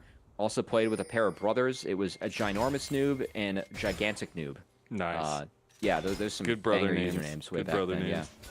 Anyway, yeah, this guy's been really cool. But he's also like had a big resurgence here in the last couple of years, which has been really, really fun to watch as well. I think he's always been good, but he's just good on like more picks now, right? Yeah, so exactly. It's been really nice to see. All right, we got Grubs up now. Oh, Alistar ult stolen. Check. Yes. For Winthrop now. Let's see if they can take the fight. Mobility always looking for a big bullet time. He's got a choke point. He's waiting for it. Sword going to be pretty tanky here. Wilson goes for the engage. Has that crescent strike as now he's going through to block as much as he can. Impale goes wide, and Winthrop will feel a little bit hesitant to move back into this grub take. I really like... Oh, Levitate? Levitate? Excuse me? Levitate might have lost his mind for a moment, but Music is there to save him. Bullet time going to be flashed out of by both Music and Levitate. Oh, only 35 gets tagged, and Levitate will get that first kill of this fight. At least Rovex flashed out, but dashed onto by Wilson. Sword going low, but not going down. He's got the health, and he's got the moves. Winthrop will move back, but now Quacker coming to reset the stakes here in this mid lane fight. Gonna dash out of the light binding. Wilson will go down, though. Denethor pushed out of the other side of the fight. Quacker trying to chase him down, will get his flash out. So Quacker making a difference in this one. That long skirmish, and you can see some of the strength of the Lux here. Samakin has red buff. Okay, was looking for another E. He almost had ulti back up. It's literally up right now. He's gonna get him. Oh! It was so close, Cubby. It was so close. I saw 6 HP on my screen. Oh my god. One more auto from Samakin would have done it. Of course, Boignance is done. But I think that you could see a couple good moments from each team in that fight. First off, I really like how Rovex, he used his ult to pretty much burn Silas Alistar ult. And they were able to neutralize and deter that play and then find a re-engage later on. It's going to be good enough where at least one grub's going over the blue water. They have 3, and they might just call it there. Yo, are we just in the LPL or what? We're just fighting constantly. I love it. They're going to steal away 2 of these, and like you said, even You say that? Uncle Phil would take that as a compliment. We're going to take another look here. Again, Rovex just trades his ult with this Silas Alistar ult. Of course, was used to get out of the chains of corruption, but love how Blue Water stalled that out. That's what you have to do. Take away Silas's power in that. If he's able to fight and, you know, start Beyblading you with the Alistar ult up and that damage reduction, it's super unfair. Then Levitate, this was a bit bold and a little bit curious. On the bright side, good chain from Samikin to find only 35 as the Rel falls. And then the re-engage here, again, a little bit ambitious. Rovex wasn't able to clank it out of here. Wilson did find the kill. Well played by Sword to kind of dip, duck, and dash his way around this fight because he ends up getting out in the end. But I just like how Blue Water, again, credit Samikin with his positioning on these artillery mages. Yeah. Watching Samikin play throughout this fight, he positions in a way where he is always threatening the enemy team and is rarely under threat himself. It's really good to see, and that's why he's able to play. Oh, we didn't get to see him break Mobility's ankles. Dang. Yeah. That's fine. Didn't lead to a kill, but that's why we always see Samikin lean towards these artillery mages and play them really well. I think a lot of it, if you're at home learning, you know, trying to play them these picks to the level that he does, how important your positioning and clicks are to just make sure you're in the right position to fire out these abilities. That's what he does really well. He's not only that very good mechanically, but he's also just got a really good positive mindset on what it takes to be in this position, what it takes to grow as a player. So make sure if you're trying to learn these kinds of things in the mid lane, you're following this guy Samikin because he's looking like a next up here potential prospect. Now we do have Dragon coming up in less than 30 seconds. Winthrop had taken that first one. You can see they're putting a lot of presence over on this side of the map, so I expect them to try to take the second. Well, I'm actually kind of curious about the setup for this one, because right now, Winthrop, yeah, only 35 is going to get out of there. They're going to have to pick a side. And with Samikin TPing mid, Blue Water have picked that they're going to try and play this one through mid. It's on Winthrop now to respond, but they're down a man, so they're going to have to give this wave. And they have good wave clear, though. Yeah, it's decent, but still, Blue Water, they get control of the river, and that is a little bit scary to walk into a Lux, because, yeah, Samikin could buy half of only 35 health. No big deal. And that all back up soon. Spikes. These first item spikes pretty huge for both sides, though. We'll see if they become very impactful. I will just say that Wilson's going to have a lot of healing up with that Sundered Sky in these fights. We'll see how they want to navigate it as Winthrop already start up the Dragon. Samikin going to push this midway, but come over indeed. Unbreakable Will is going to be stolen by Sword. Dragon given over by Blue Otter unless... Oh. Nope, no steal. Denethor will be there to block in mid lane, and that will just be the Blue Otter trade that they want. Well, Quacker going to do some Jax things, and that's a pretty fast turret. hockey stick. Yep. Little, that's my favorite skin, by the way. That's the one I've used on Jax since like it came out forever ago. It's a good one. I do appreciate that one. Going to be a trade, though. Sword takes down the outer, but Wilson. Wilson. Wilson! He's down, and I don't see any castaways around me. Really like how the Skarner ult was used there. Music, he stopped moving to make sure that Samikin's final spark hit. It's small, but that's a good thing, and it's just going to be a trade. Sword going to keep on hitting that outer or inner turret now as he took the outer. Not going to get it, though, and it will be the Herald that is taken. That's going to be big to try and knock down mid lane here for Blue Water. It's going to be a lot of standing gold that they can get if they make a play. Also, that mid lane turret's looking mighty juicy for that. We're going to take a look back at that one here, the mid lane. Yeah, just a good catch and chain. Again, Music, Samikin playing really well off each other as it was the wall squish into the root, into the suppressed, into the final spark that all lined up really nicely from the Skarner and the Woxes. Good to see these two picks. Again, Lux pick we don't usually see in the mid lane, but one we always know Samikin can play, and fun to see them playing off each other there. Actually, looked pretty synergistic. True, and what I would want from the buildup of last split as well. These two guys were a major factor combining to be a driving force on how Blue Water were winning games. I know we talked about the kind of direction and leadership that Rovex and Music provide, but Samikin is that kind of carry potential. Oh. Hey, we get it. Nice. This Let's go. was a Mazel request. Yes, I love it. Dude, this is the kind of stuff you see from Samikid. And as an ADC, this is like, it hurts my heart, right? But you get to see these kinds of moments, you're like, man, he's just too damn good at the champ. I do feel like Samikin might have been able to get one more auto in there before he clicked away. He would have taken another tower shot, and a little bit scary there, but he had red buff running. That was very, very close for Samikin, as at the moment, looks like we just have a seesaw going on around the map. Sword going to clean up that top lane as Winthrop keeping things a little bit quieter. And in a very even game, I will say, I do like the scaling. I prefer it a little bit for Blue Water. I think that the value of the Skarner, the Alistar, the Jax, this front line, it's going to be really tough for Winthrop's comp to break through this and find the Varus and the Lux.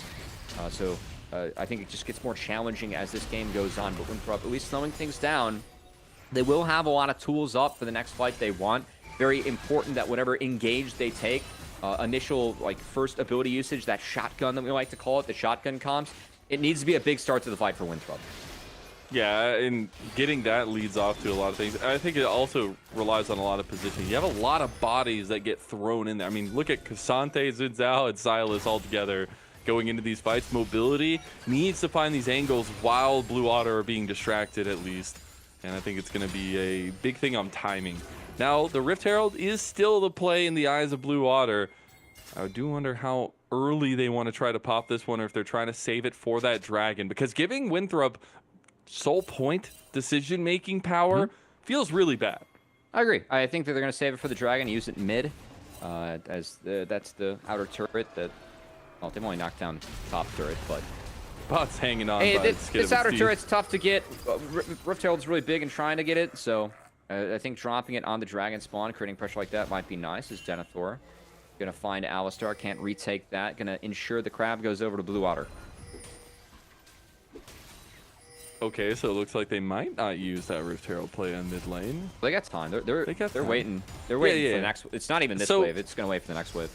So in that regard, I love that Samikin was down on this bot side. He does have TP after that redeploy, and now he has second item coming out with the Horizon Focus. Sword taking a 1v1 into Quacker. I don't know if he wins this one. Does have a lot of healing, Well played though. Sword. As he's moving out of that one with that buffer, Quacker realizes he needs to leap strike away from that one.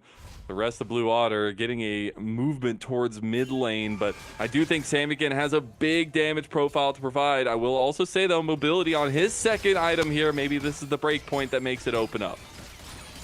Yeah, mobility strong. Also, you gotta imagine that Sword's gonna TP back and grab an Alistar ult, and he has the most farm of the game and just finished up that Shadow Flame. So for me, eyes on Sword to see if he can get that Alistar ult and carry this fight. As Rovax pretty much just gonna give it over. Sword has ult up now. A chance to grab it.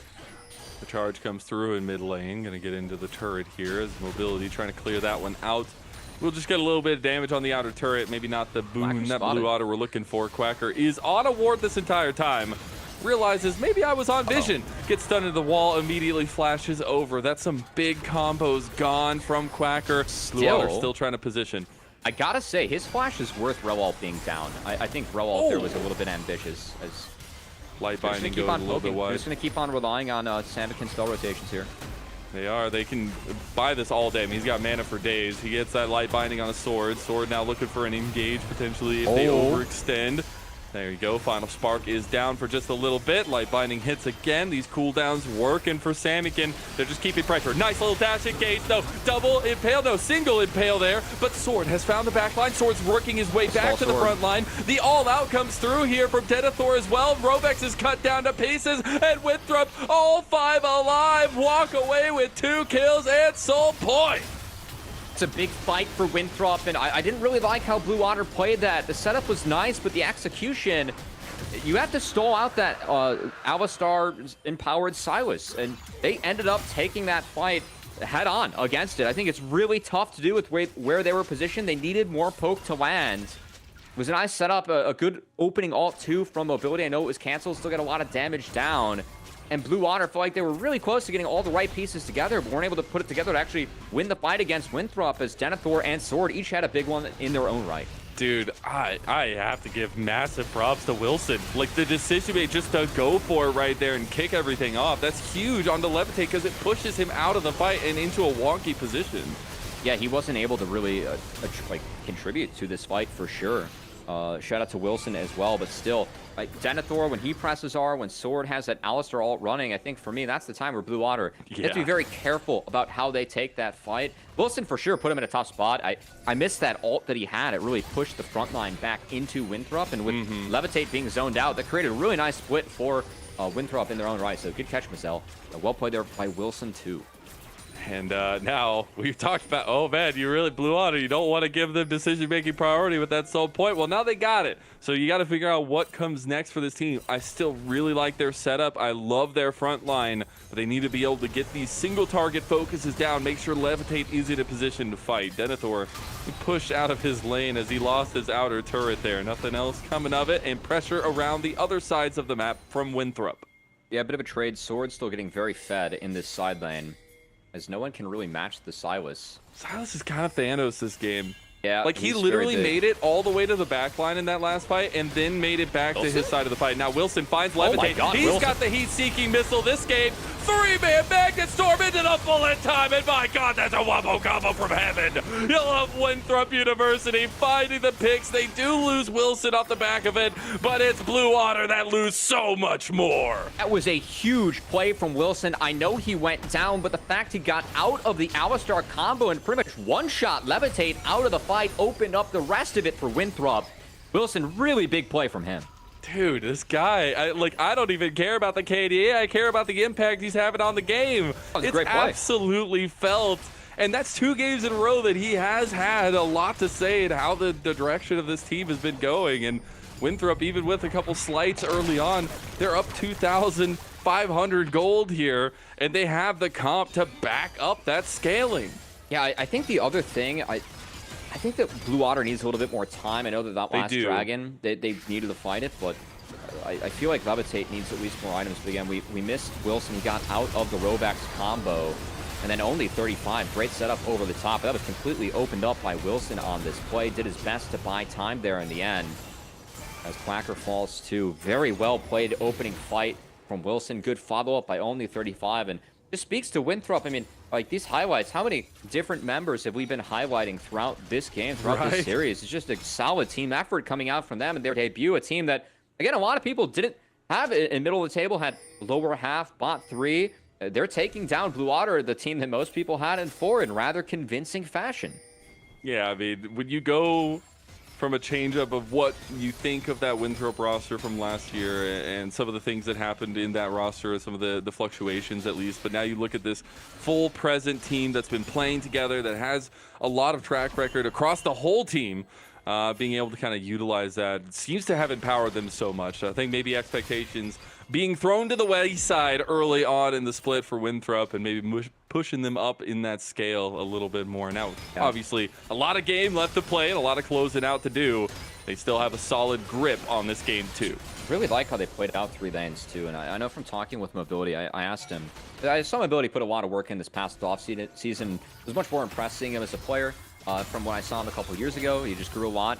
Big thing was talking more, which is what he highlighted. It was like, hey, how'd you improve? He's like, I don't really know skill-wise, but I for sure am better at knowing the game and knowing what's good for me and how to talk my team through it.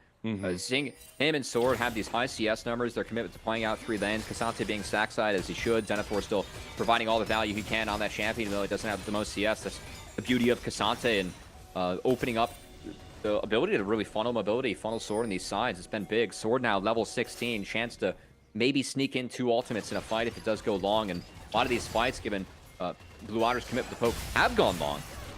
Well, now you had to fight that last one. Well, you really got to fight this one. Infernal Soul going the way of Winthrop is maybe another nail in the coffin here, as Sword and Co are around already. Push in mid lane is the prio. Samikin going to be able to do that pretty handily. But Blue Water need to find a good starting point for this fight, as you said. Make sure Levitate gets in there and gets damage done on this on-hit Varus. But he's going to have to play it close and personal. Dragon started by Winthrop. Music maybe looking to go through the wall, but Denethor is right there. Can they body block enough? Now. They do see the back line. They see the flank. Mobility trying to move around. Make it rain. Already used. Sword getting engaged on. Double light binding hits. Final spark across multiple. Quacker with a two-man into the two-man impale. Maybe this is it. Blue Water have put Winthrop backs against the wall, but Mobility is waiting. He's wanting, and he's bullet timing across, but it wasn't enough. Maybe they can recircle, refocus here. Music trying to make it out, but the Dragon is the focus for Blue Water. Quacker go for another counter-strike, but can't land the damage. Atacon is doing work right now onto Winthrop. They got to be careful. They will be pushed out of the Dragon. They will live to fight another day, but that Dragon denial will be in favor of Blue Water. And this is a fun game. Blue Water played that fight really well, and that's how Blue Water wants to play it, a little bit slower. The combo from Music and Quacker was sound. Denethor. Oh, they're TPing. They're TPing. They don't want to keep playing. And then they're going to back, and they're going to TP Denethor in too. Maybe. Still, they're down numbers. They are. Denethor is going to be late, though. It's just not going to be enough, and I don't think they get anything off this besides maybe Otacon pressure. Definitely puts pressure on Blue Water, who need the reset, but I don't think Winthrop are ready to rip that objective. I liked it, though. I liked where their heads are at. Yeah. Let's just keep this carousel turning. They do get back, and they do reset the kind of lane states here, though. No Atacon pressure.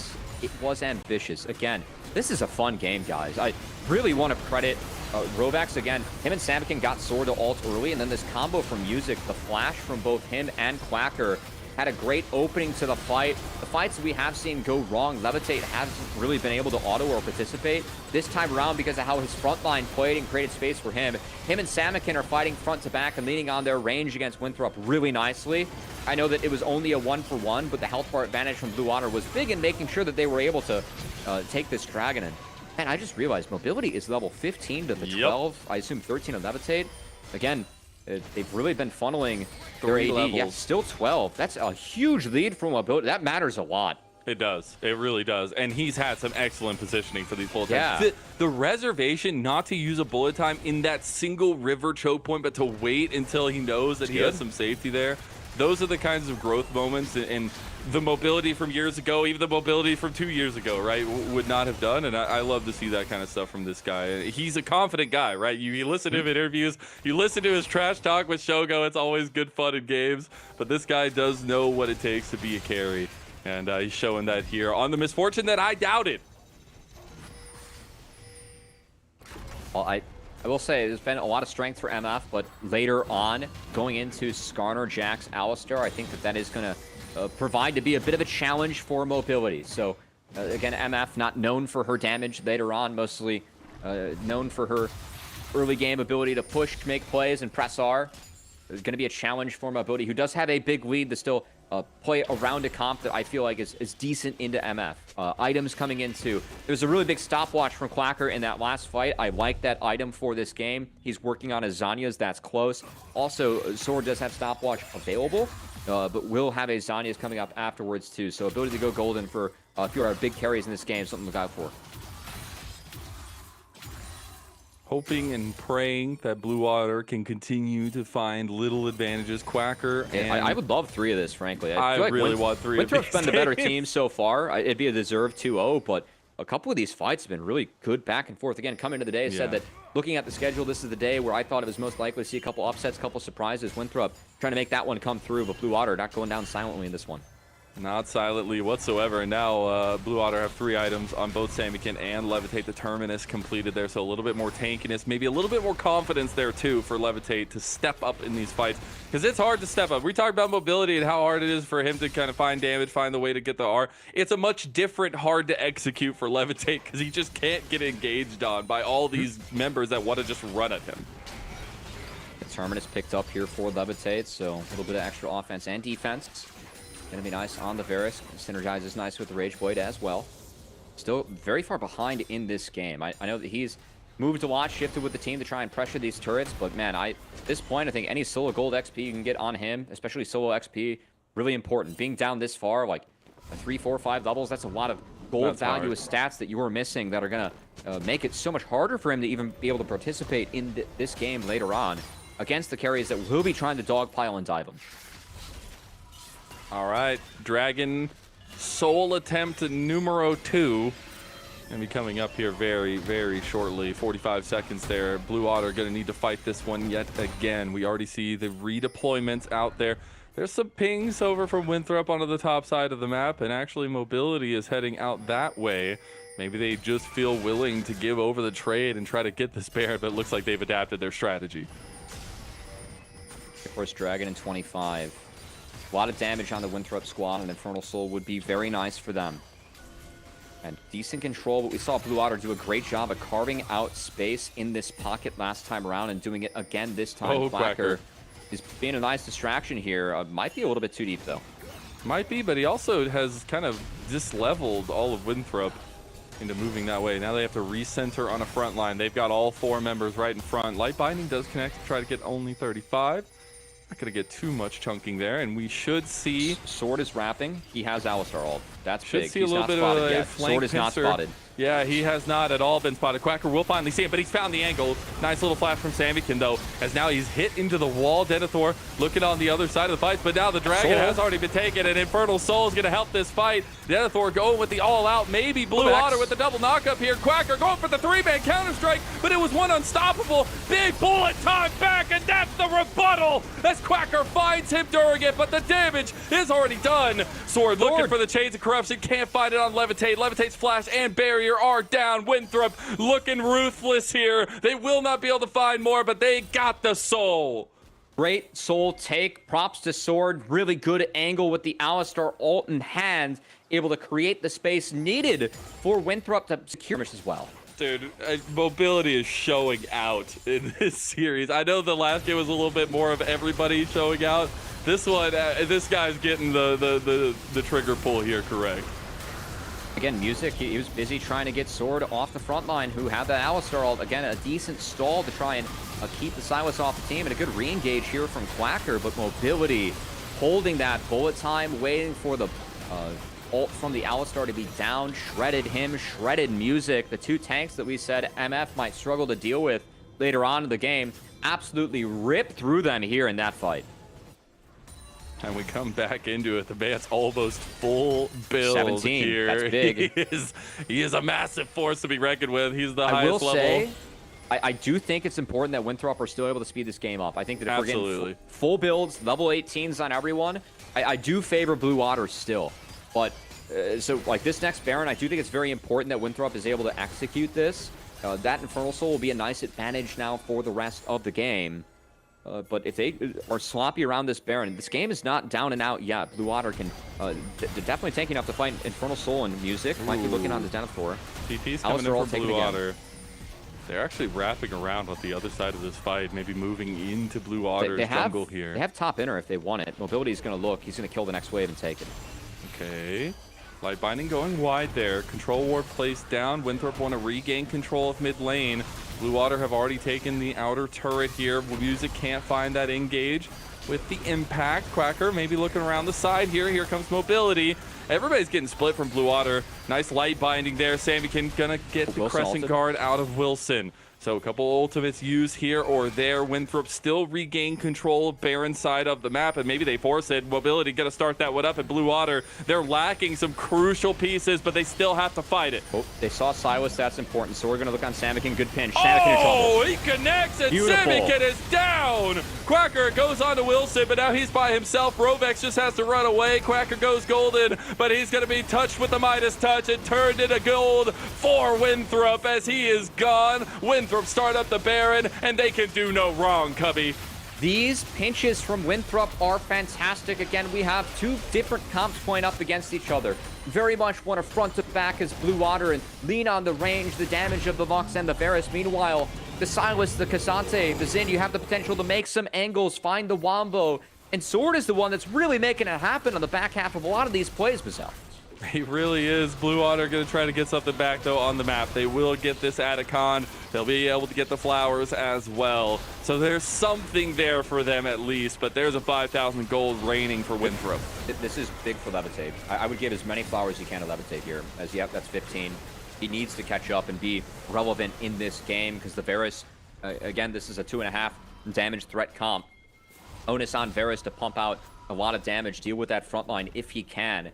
It's been a struggle this game for Levitate, who just was set behind early, just given how the team played, how he moved. Mobility was getting a lot of solo gold, solo XP. He's sitting here pretty at level 18, Levitate level 15. Mobility also full build collector last item. It does max out the crit. Yeah. And has the BT. This guy is very big. I just think it's so cool to see his interest with Winthrop, who he's been with for a while now. But then you look back to the time on the side of, AoE, you look back to EGC, and this guy has showed some serious growth over this time. Sword, though, maybe need to show a little bit of something here. It's going to be CC 100-0. Here goes Wilson, though. Wilson does massive damage. Oh, my God. He just absolutely sat him down. And Wilson, though, getting chunked down. Mobility able to pop some shots and get a couple more kills. That tankiness ain't going to do you nothing when Mobility comes to town. All the way from EGC, all the way from AoE. Now he's home. He's with Winthrop, and that's all that matters. A triple kill for the man himself. Maybe giving him a quadra hill as he walks up. Pop shot, quadra kill for Mobility. And welcome Winthrop as they come dominant in a 2-0 victory over Blue Water. All the Throps are in, and if you're a Winthrop fan, man, Throps out, baby. That's a big win for Winthrop. Start to finish, again, I felt like they outplayed Blue Water. We saw a close game there in game 2. Things slowed down. It was competitive, but Winthrop were the ones that were able to execute their comp better. And even late game, where I was a little bit worried about potential to fall off, Mobility having that massive lead, and then Sword finding those massive angles with Wilson was enough to ensure that Winthrop were able to come out on top. Infernal Soul did some help there too, as early game dividends paid off later. And a great look for Winthrop, as I don't think people had a 2-0 on their scorecard for this match, but Winthrop, they made that one look pretty convincing against Blue Water. We get our first big surprise for NACL Split 1 with that win. Dude, I love it. We're getting... I gotta put my MVP vote in real quick, but we're getting so much fun to start off the split. Yes, we've had some very expected wins, but this one kind of blowing expectations out of the water and kind of refocusing on for us what can be possible with this very kind of parity-full list of teams that we have in the NACL.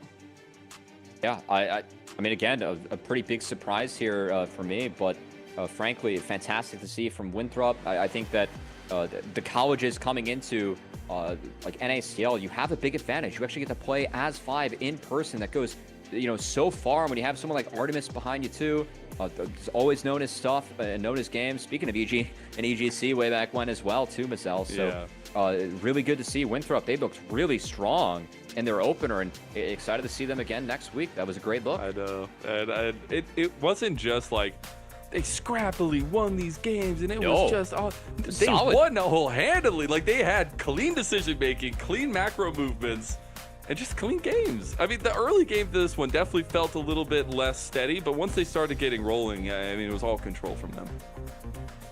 For me, looking back, this is the play where things really went south for Blue Water. Again, just fighting down a level into that double wave against Mobility. Not really necessary. That's really where the lead from Mobility started to emerge. And that really ended up hurting Blue Water in the end. But man, a big game. And again, I think it really speaks to Winthrop just how many different times throughout the cast we're highlighting certain individuals. I feel like all 5 names brought up as, having nice plays. I think Denethor is probably the one that we talked about the least. But man, Linus Casante's ability to make space, do his job was solid as always. A great team win from Winthrop, and they can really, I think, take a lot out of this. I know from talking with Mobility, of course, playing in these big CLOL matches. I know NACC, they're in the Premier League. It's really competitive. They're playing against teams like Maryville, Ole Miss, who are both in NACL every week. And you get to play these matches too, and it's kind of like, he's like, hey, it preps us for, each league preps us for the other and preps us as a team. And this looked like a team that was prepped, ready to go. And again, clean 2-0 against Blue Water. This is just great to see. Well, and we talked about that on Confil, but I think we have to talk about the prep setup and the staff behind Winthrop as well. I mean, you look at Artemis, a legendary coach, it feels like it today, but this guy's got such a cool head, and he's gotten such a commitment to collegiate since he came over to Winthrop. It's been really nice to see. I know Tails is working in there somewhere, but really Artemis having a huge direction in the strategies that are implemented by this team and working with the team itself. And it's a group of guys that, I feel like have been working very well together through CLOL and now into NACL. That's disgusting. Yeah, I mean, again, I'm just going through these fights. I think that this was a close game. Blue, again, each comp wanted to do different things in the fights. There were fights where Blue Otter were able to kite back and play the front to back. There were other fights where, and more often than not, we saw Sword only 35 just having these massive angles to set up the Wombo for Winthrop University. But man, probably the most competitive series we've had besides Luminosity versus Near Airport, and That was fun. definitely has me excited for more. I'm just really impressed by Winthrop University. I think that this is a team, they've done really good things in the past, like winning C-Law tournaments or collegiate tournaments. Just been a little bit since they took home the big prize, and a team that a lot of people, and myself included, looks like we were kind of sleeping on at the start of the split. Again, really great to see, and for me, I think in the end, I'm not sure. MVP of this game, I think I have to give it to Wilson, but for the series, I'm not sure for who the I'd give it series. to. For the series. For the series too, yeah? You give it to Wilson? Yeah. Okay. No, I think I put my personal vote as mobility. Okay. But that's just me. I just think both games, like, he had a lot of impact in themselves. But we'll see exactly what we get this time around. And I do wonder, though, like, to put a little bit of the focus on the Blue Otter, not in a negative way, but seeing what works. I really like this comp. I mean, I think there's some things that you can do to maybe tweak them out, like what does lethality Varus do versus on-hit Varus here. But I really like the ideas that we saw from Blue Otter today. We always see good ideas from Blue Otter, though. Like, this is a team where I can always rely on them to at least look like they have a plan, and also look like they're able to, play the map out well. Their setups, this is a comp where it is required for you to get good setups. They fell behind. The setups were not good enough. I think they didn't do a good enough job of checking things and making sure that Samikin was safe when he was down flash in a couple of those fights. I think Samikin definitely could have played better today, but still his team, when Lux is down flash, that has to be something that you really think about or play around, and was something that Blue Otter kind of failed to do appropriately, and that really hurt. It does, but this is a team that I expect to be able to bounce back from things like that. Like, there's a lot of takeaways from how to execute and stuff on these kinds of comps, but also these kinds of games. So a lot left to play here in Split 1 of the year at NACL, and Blue Water will take it on the chin for sure, but elation for Winthrop University in their debut to come away with a 2-0. I still am holding on that I wish we could have gotten 3 games between these two teams, but I want to see this matchup again. I mean, we'll have to wait for playoffs potentially. We See will. it again, and I will say I would have been a fan. It was a back and forth there for a while. I think it was an outside chance and 1-3, but no, well earned 2-0 for Winthrop. And again, something that I think they can really take and build off of. Blue Otter, a team that a lot of people respect, a solid team, and if you're beating teams like that, you aren't going to find many teams stronger in C-Law. You'll find a few in NACL that are pretty tough to deal with, might be stronger than anything you face in C-Law, but anyway, you got Dark Zero sitting at the top of the table, so it's fun to see as these leagues kind of have more crossover and merge. Again, just the advantage of being in the same room, being 5 guys. You talk to anyone that's competing, it's huge. I think that we really saw it with Dragonsteel's run last year, and I really hope to see it with the likes of Winthrop, Dark Zero, and also Supernova. We're going to see up next today and see what they can do in the room as 5. True that. Now we do have our series MVP, and it will be mobility after all. Some great games, a great finishing of this this series, 2-0. Again, the first game maybe not as boisterous as game number 2, but the angles and the reservation in game 2, I think, earned him that one. Very, very close, though. I think, again, like you were saying in that one, Wilson also had 2 very good games here. Yeah, I think for also shout out to Sword. I thought Sword was kind of unsung hero. Him and only 35. Again, we talk about everyone from Winthrop University very highly after that series. Was good to see, but that MF pretty much having the last 15-20 minutes of the game be a 3-level lead was massive for Winthrop. So well deserved the mobility. Good series for him. And into a comp like that, man, like the only thing they didn't have was Leona. Like, I just, as an ADC, I work with that. I'm here for it in tough situations, being able to execute and find the win. That's huge.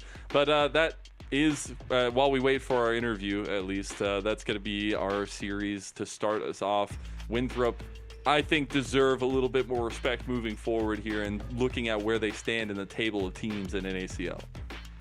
I mean, they earned it with that one, so excited to see more out of them.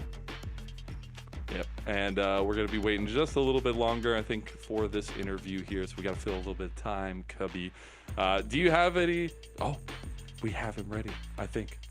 We have only 35. We get to ask him some questions. Let's go ahead and bring him in and talk a little bit about the games themselves, because they were seriously fun to watch. And even though we only got 2 games, only 35, looking damn good with your combination with mobility. What has been the funnest part of working with this guy and coming into the tier 2 scene? Hello, thank you for everything, first of all, and it's pretty exciting because it's a new country for me. And when we talk about the David, I think he's excellent character. He's totally disciplined, actually more than me, and he helps me to improve my weaknesses because yeah, that's it. Obviously, you just mentioned this is a new country for you. Yeah. What kind of motivated you to come over here, play for Winthrop and this program, and what have you enjoyed about your time there so far? I mean, for me, when I see CLOL and Tier 2 combined together, such as Maryville, Winthrop, and it kind of motivated to me to move another country, When you are studying, you can still play Tier 2, and I missed it because when I was in high school, I was doing the same, and now here I am, and everything is quite familiar to me because when I first came here, everyone was saying to me, "Oh, you will get culture shock, etc." But everything is same. Like we are all humans. We eat same foods, eat same drinks. I like nothing it. Kind of new to me, Is there any food here that like you enjoy, or any food that you like really miss from back home that you discovered so far? I mean, for me, the fries are actually incredible. Let's go! the gap is so much, like it's unbelievable. And I miss of course kebab. Unfortunately, there is now such a kebab places such as LAC Studio. Yeah, one day I'm hoping. You got to tell Artemis to get you some fries there, friend. Let's go ahead and talk a little bit about the game itself. Yeah, of course. Coming into Blue Otter, what was your expectation? And then now, how is the team feeling afterwards? I mean, for me and my teammates, we had a huddle up and I said, guys, I know we are gonna 2-0 because we practiced very well. Like, I'm not joking. These 2 coaches are the best coach I worked on because my previous coaches, they were like, oh, I don't know how to improve you, etc. And Tails and Artemis says, you are not gonna do this. You need to do this. And they improved me. That's so good. And afterwards, I am gonna shout out the Twitter power rankings. Bro, come on, watch some CLOL. We stomped every almost game, but we throwed out. We had 15k gold div, but yeah, we lost ourselves. But at least I'm glad that we will shut some Mafus because these 2 games were pretty solid. I like it, man. I think that you guys definitely deserve to play with.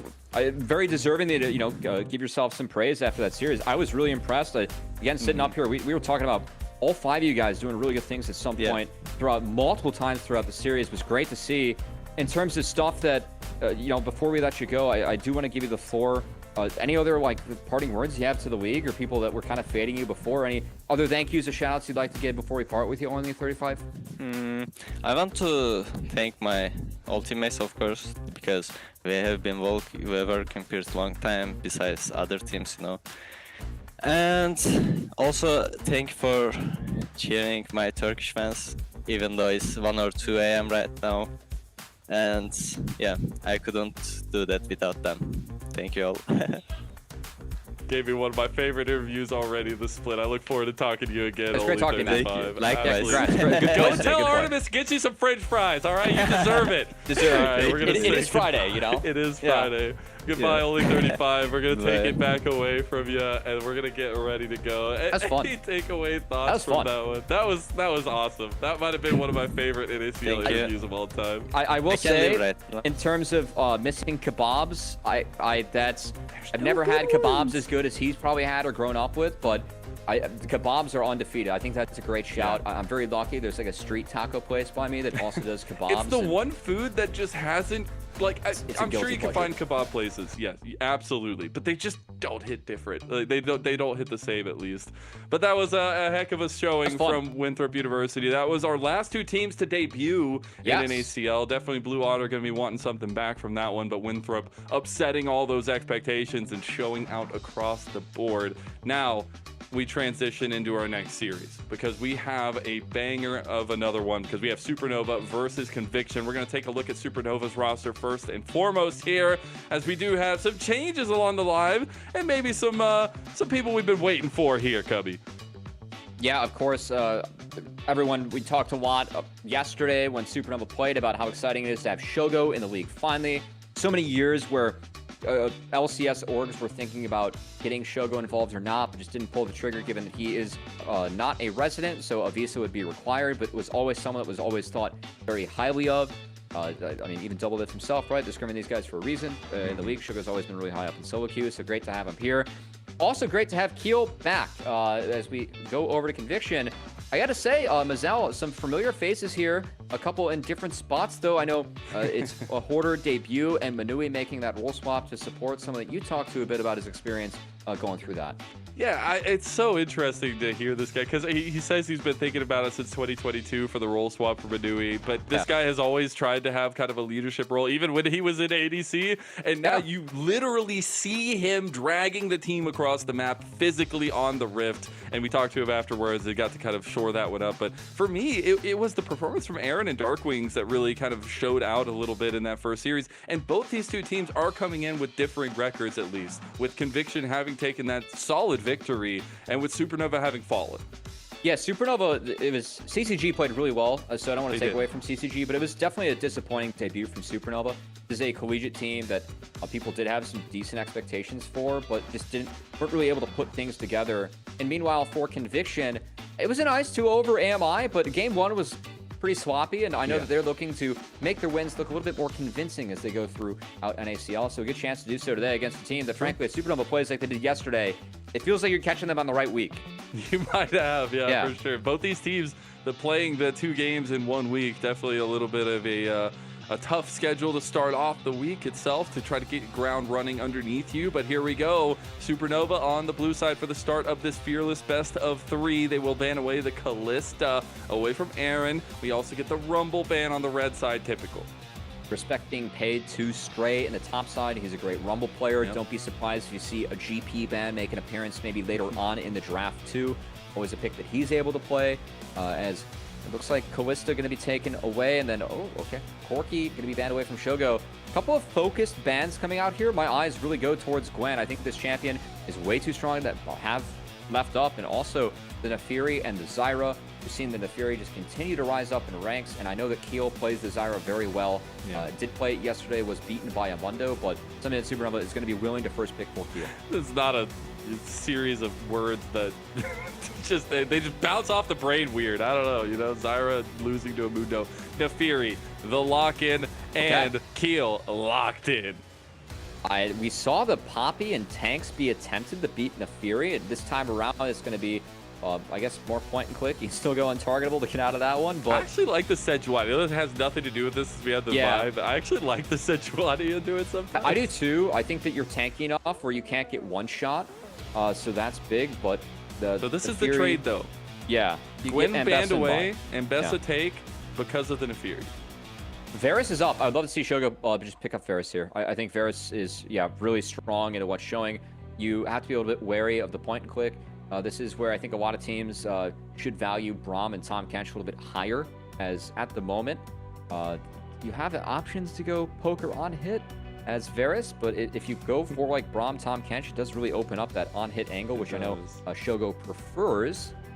As looks like we have the Rise picked up with Nefiri. It's a nice combo, that empowered Rune Prison to hold people in place. It feels really good with Assassins. Of course, Rise Lee Sin, old school combo. Kind of same logic here with the Nefiri. You just have the setup to try and set up the Nefiri, as Jin going to be picked up by Chrome, the artist formerly known as Aaron. So a lot of range now showing for Conviction, which I do like against Rise, and the potential on-hit Varus. Feel like that leans more towards poke favor now. I'm curious, though, because you're definitely going to need some time for this rise to kick in for Supernova. So trying to buy time in that regard, but also at the same time letting Keel or trying to enable Keel to get ahead.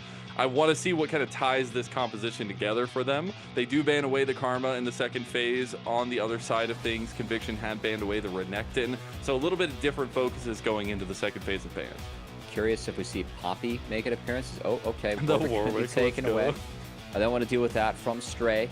It is a tough matchup into the Ambessa. I gotta say, Poppy looks really appealing for Supernova. Rhino is willing to play that at support.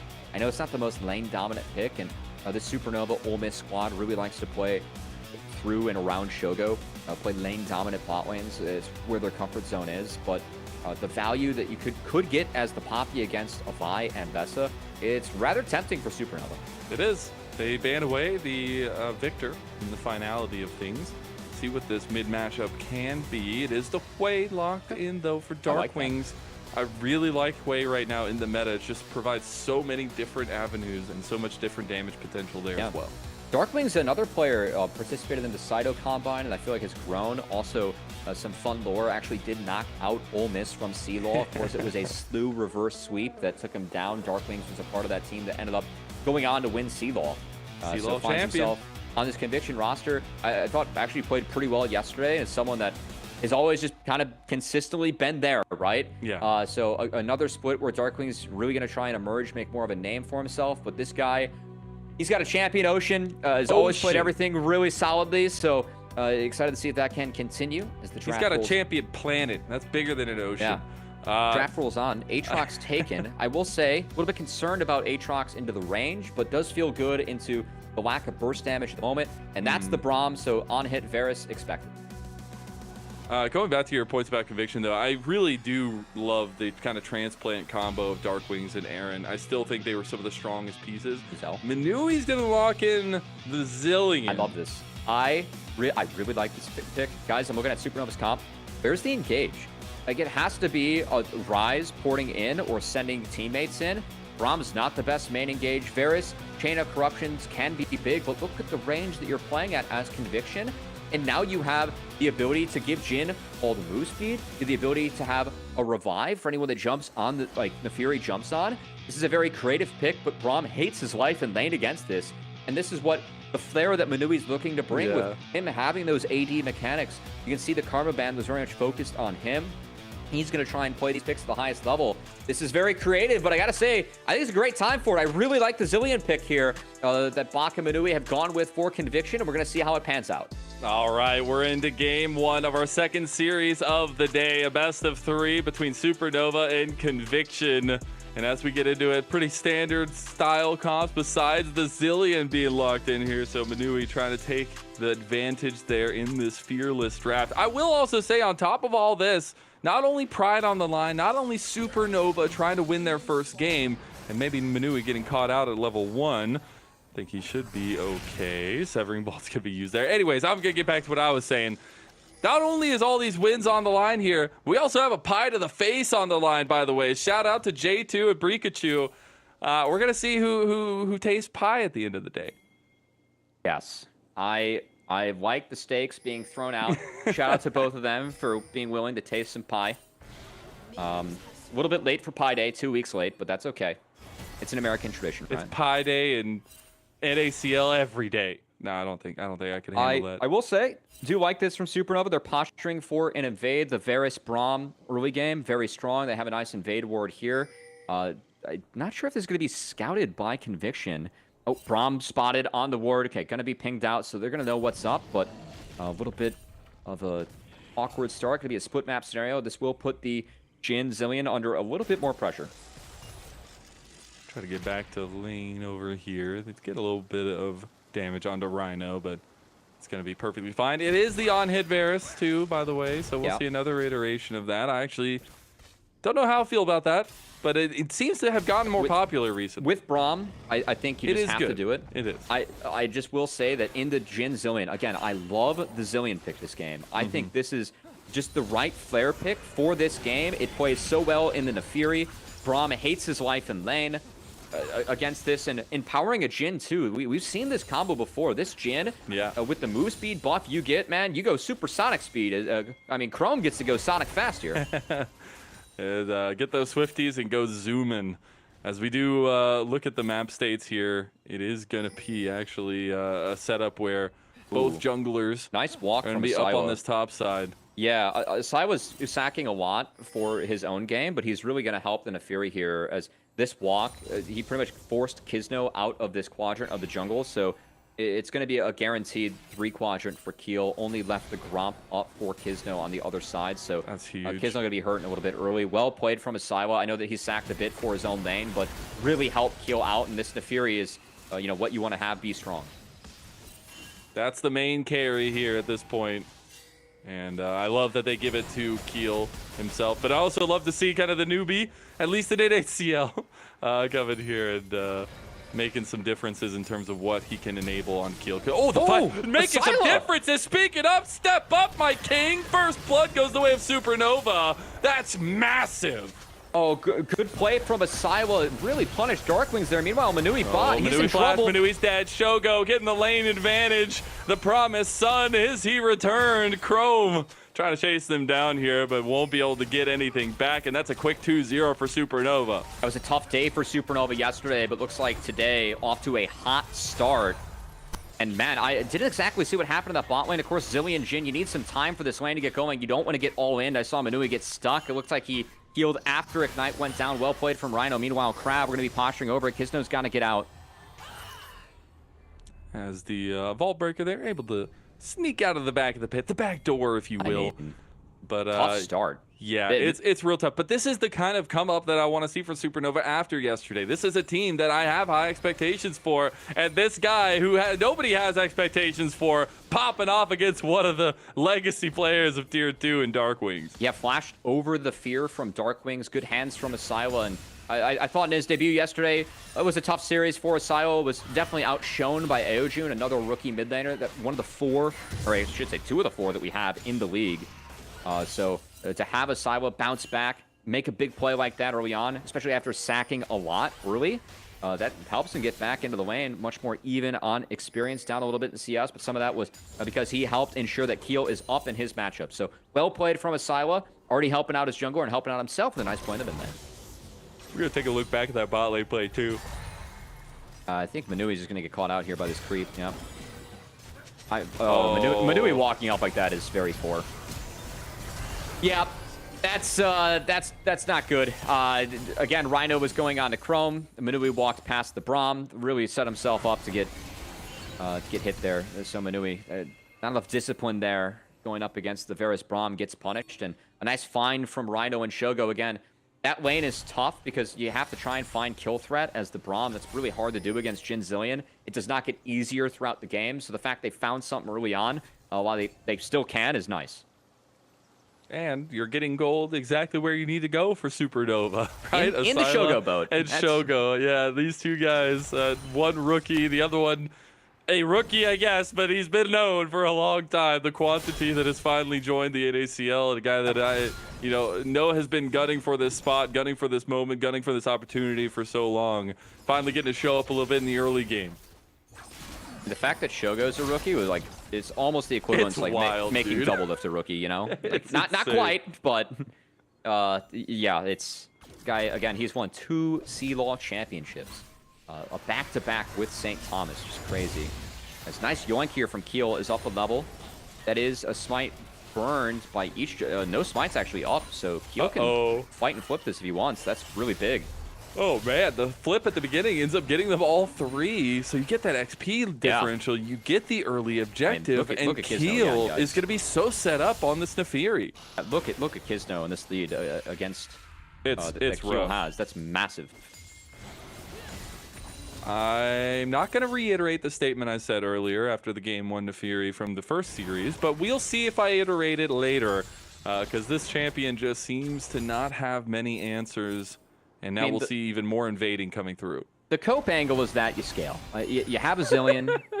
You're able to press R on the Naafiri target. You can scale your way in, out, and around it. But this lead from Keel is huge. And You rush Eclipse with this champion. It's one of the strongest first items in the game, and the spike on the Fury, we've seen what it can do on the map. And Keel, a player that I'm really glad to see playing. Keel, Me too. At one point, retired, said that he thought he was going to coach. Came back to Ole Miss, ended up being a player. Keel is someone that we've had as high up as 3rd in our most valuable prospect rankings. Even at the time, Spawn was coaching against him and thought that he should be the winner with what he was doing with his wildcard team. He's got flare picks. I think that as a jungler, this guy just plays really, really, really well. Always has. And now we're going to see if he can make a play going mid. Realm Warp coming in. Darkwing's in trouble. Oh, Darkwing's in a lot of trouble. He's trying to get over to Kisno. Kisno's like, dude, I was doing my chicken nuggets. I wanted to get away with it. As Keel now surrounding. This is so tough. I think they're just going to cut their losses. Darkwing's just going to try to wrap the corner here and get away. He does have the speed up, but Keel is a dog and can run after him after he smells blood. There's the ward going to come through. Yeah, he's going to be able to get the angle around the corner here, but the dash is Darken Dagger is the saving grace right now. Flash, Keel gets the kill. Easy does it, and he's on the board. Darken for the Darken there. Keel able to find the Q. Picks up one for himself, and things continue to look prettier for this Ole Miss Supernova squad after a tough debut yesterday. Again, going down the CCG in a very convincing fashion. I thought that this squad didn't look very disciplined. They looked stubborn. They weren't really changing up the play call after, or weren't changing to what CCG was doing. This time around, though, with the Nefiri Rise running the map, whatever call Supernova wants to make is what they can get. Is there a plate that went over there? Oh, a plate went down for free. I didn't see it go over to Darkwings. He could have autoed and then just died there and saved some time and gotten back onto the map faster. And then got plate cold. Wow. Ooh, maybe it did go over. Anyway. That's going to be feats of warfare. Oh, Keel. Maybe a little zealous here, but going in on the top side of Stray also finds the World Ender combo. Oh, that's a public execution. They got the combo. Do they have the damage, though? Stray getting low. Stray dashing away. Hoarder will flash, and Keel has died under turret. That's a double kill for Hoarder. Step to the man, and you better not miss. He's looking for a triple. He loses his team, but all that Conviction needs is some tenacity. Asila, he's trying to get it. He wants the damage, and now the dash. Hoarder wants for auto. It's shut down. Triple kill for Hoarder. That was so well played from Hoarder. We're talking about rookies. Hoarder continues to make a splash. We've seen Olaf 1v2s, 1v3s. How about an Ambessa 2v3 as he's making that champ look as gross as it can? Talked about Silas Beyblades last game. How about some Ambessa Beyblades? Let's look at this one. Looks like Asilo going to come set up. Good harass down from Kisno as they went out on the trade early. Hoarder was able to get out and back under the turret. Good flash from Kisno to buy some space too. The ring gauge, though, they find Aatrox under turret. Stray was taking tower shots. That is really what opened this one up, as him and Keel were just too far up. And then in the back half, I do want to point out how Hoarder actually spaced Rise's E later on. Rise with the E, you want to try and find the bounces. Has the blue buff, right? But actually, takes a step back. The minion caught the Q. That was just what he needed as he wraps up the play. 3 kills go over to Hoarder, and now all eyes on this Ambessa, who was massive this game. I mean, he might be my favorite addition to NACL so far. The guy has just got the picks. He knows how to slam it on the table, and he does it over and over again. And I know he's been, in the Tier 3 system for a little while, but I love to see him make his debut here at NACL and go towards these picks. And he has first item now on the Eclipse. Faster than Keel got his, by the way. I mean, 3 kills will help do that. And again, it's been a lot of Korean boot camps that have been successful for Hoarder, but just hasn't found the spot yet. As now, speaking of spots, Rhino going to find him. Oh, he's in a lot of trouble now. Okay. That was funky. It was a little weird. The rest of Conviction I don't know how the Hoarder TP'd like that. His flash is like halfway off cooldown. We're just going to, move on to the next one. As 3 grubs have been secured. Oh my god. He just immediately goes for the public execution on the Keel. He is tanking so much, but I don't know if he can take it all. Asila is here. You got the reset from Manui there onto Hoarder. He's going to come back into the fight. There's a 4th shot from Chrome. He gets 1. Now Darkwings has joined the fight, and things are getting chaotic. Things are not going the way of Supernova, and Conviction just wipe the floor with them. 4 kills down, and Grubs will be evened up. Hoarder going in. I wasn't sure about it, but it was a tactical int. Manui had his back, baby. The Zillion res make sure that Hoarder is able to come back and be the menace that he was in the top side, as Hoarder continues to be a standout here. And Supernova, after such a good start for them, things starting to go a little bit wayward here as Hoarder going to chase down my Stray. God. He might have to pop the Is ultimate. this just the Hoarder solo show? Like, we're just following this guy anywhere he goes. Might as well Oh, set up boy. a reality show for him and call it Conviction, as he is unstoppable. I mean, this guy is feasting 5-0-3 now on the Mbessa. How many pro games do you see where the top laner is the one that's involved in the most kills? Every single one of them, as we're looking at the back half of the fight, is after Hoarder already in. Asila has a nice entrance, was able to get Kisno, but then Keel sending that dash onto the Mbessa, and Darkwing's taking out the Braum on the backside. It really opened up the rest of the fight for them to just collapse their way on in. The Jin Zillion were able to play in the back. It was a nice ult from Chrome, too, to set that one up. And yeah, Stray was just stuck bot. He had no TP and then ends up being stuck with Hoarder as he pushes a little bit too far up, and the Mbessa ends up finding the win. He got the plate. He got the plate, Cubby. He did it. 07. That's not worth. We don't have gold showing on the screen, but I'm going to guess that this Aatrox is still worth more than that plate. Yeah, I'm going to say so. Yeah. Absolutely.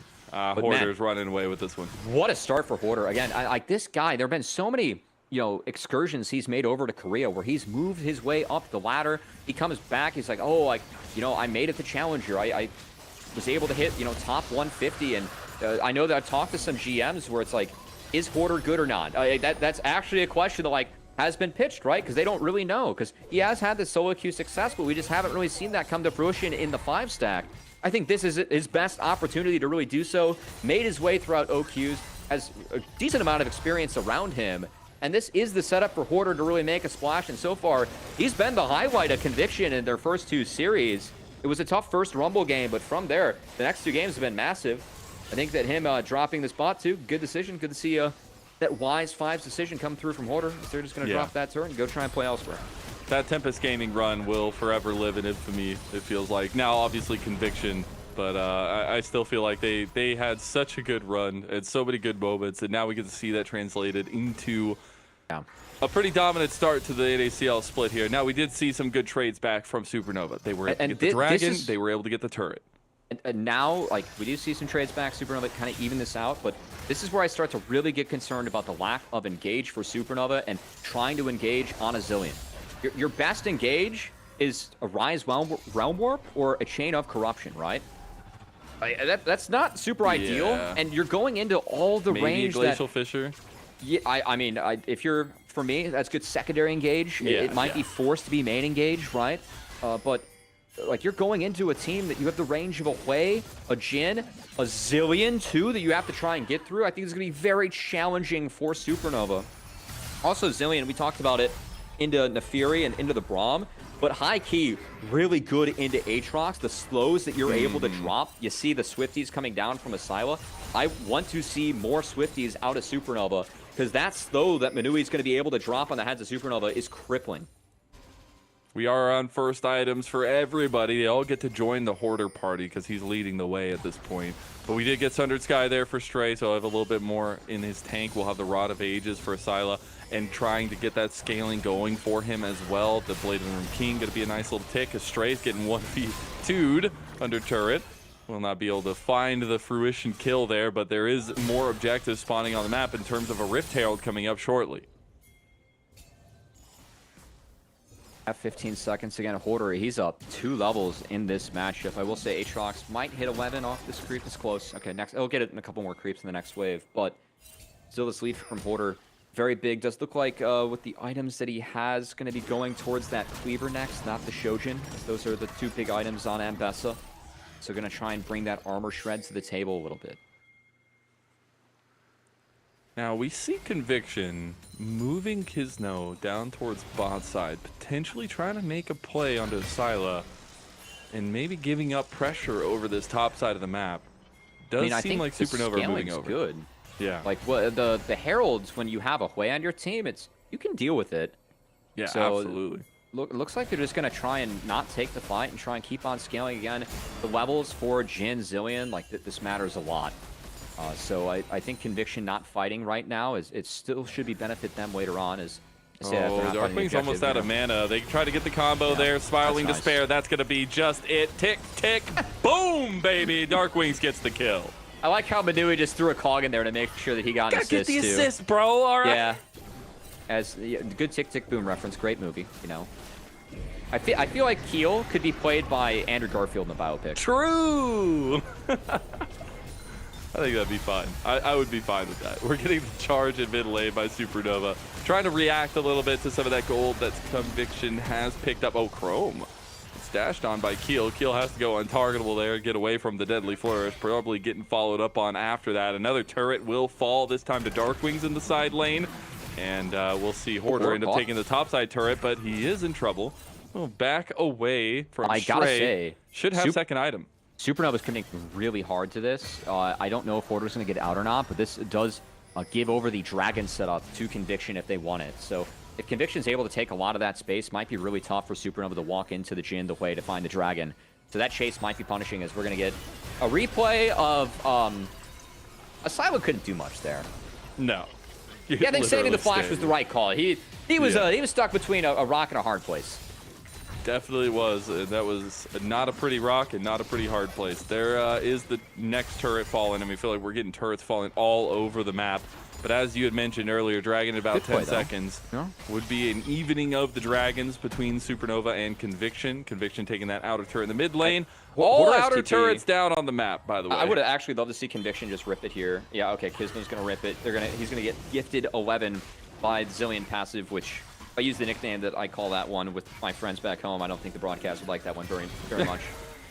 But the screen comes down. Oh, Glacial how Fissure, did Chrome not get hit by that? That's actually insane. I mean, again, that's the engage. That's the struggle that I really feel like Supernova is going to have in this game. The fact that you have to engage into a Hui, a Jhin, a Zillion with the comp that Supernova has. I think it's next to near impossible to find a good engage here. So you see Rhino fishing with the Glacial Fissure, just not able to come up with anything. And that Dragon goes over handedly to Conviction. They'll at least be able to tie things up in the Dragon stacking. Yeah, it's not appearing by them. I gotta say, I'm trolling a little bit. I didn't know which type of Dragon it was, but we do have Mountain Soul. So just keep in mind, back home, it is 1-to-1 for the Dragons for Conviction. Keep track at home.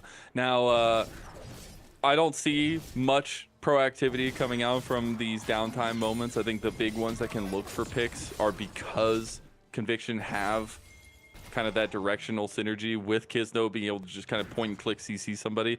But that conversation has to be kind of answered for Supernova that you're talking about and how they find these tickets into these fights.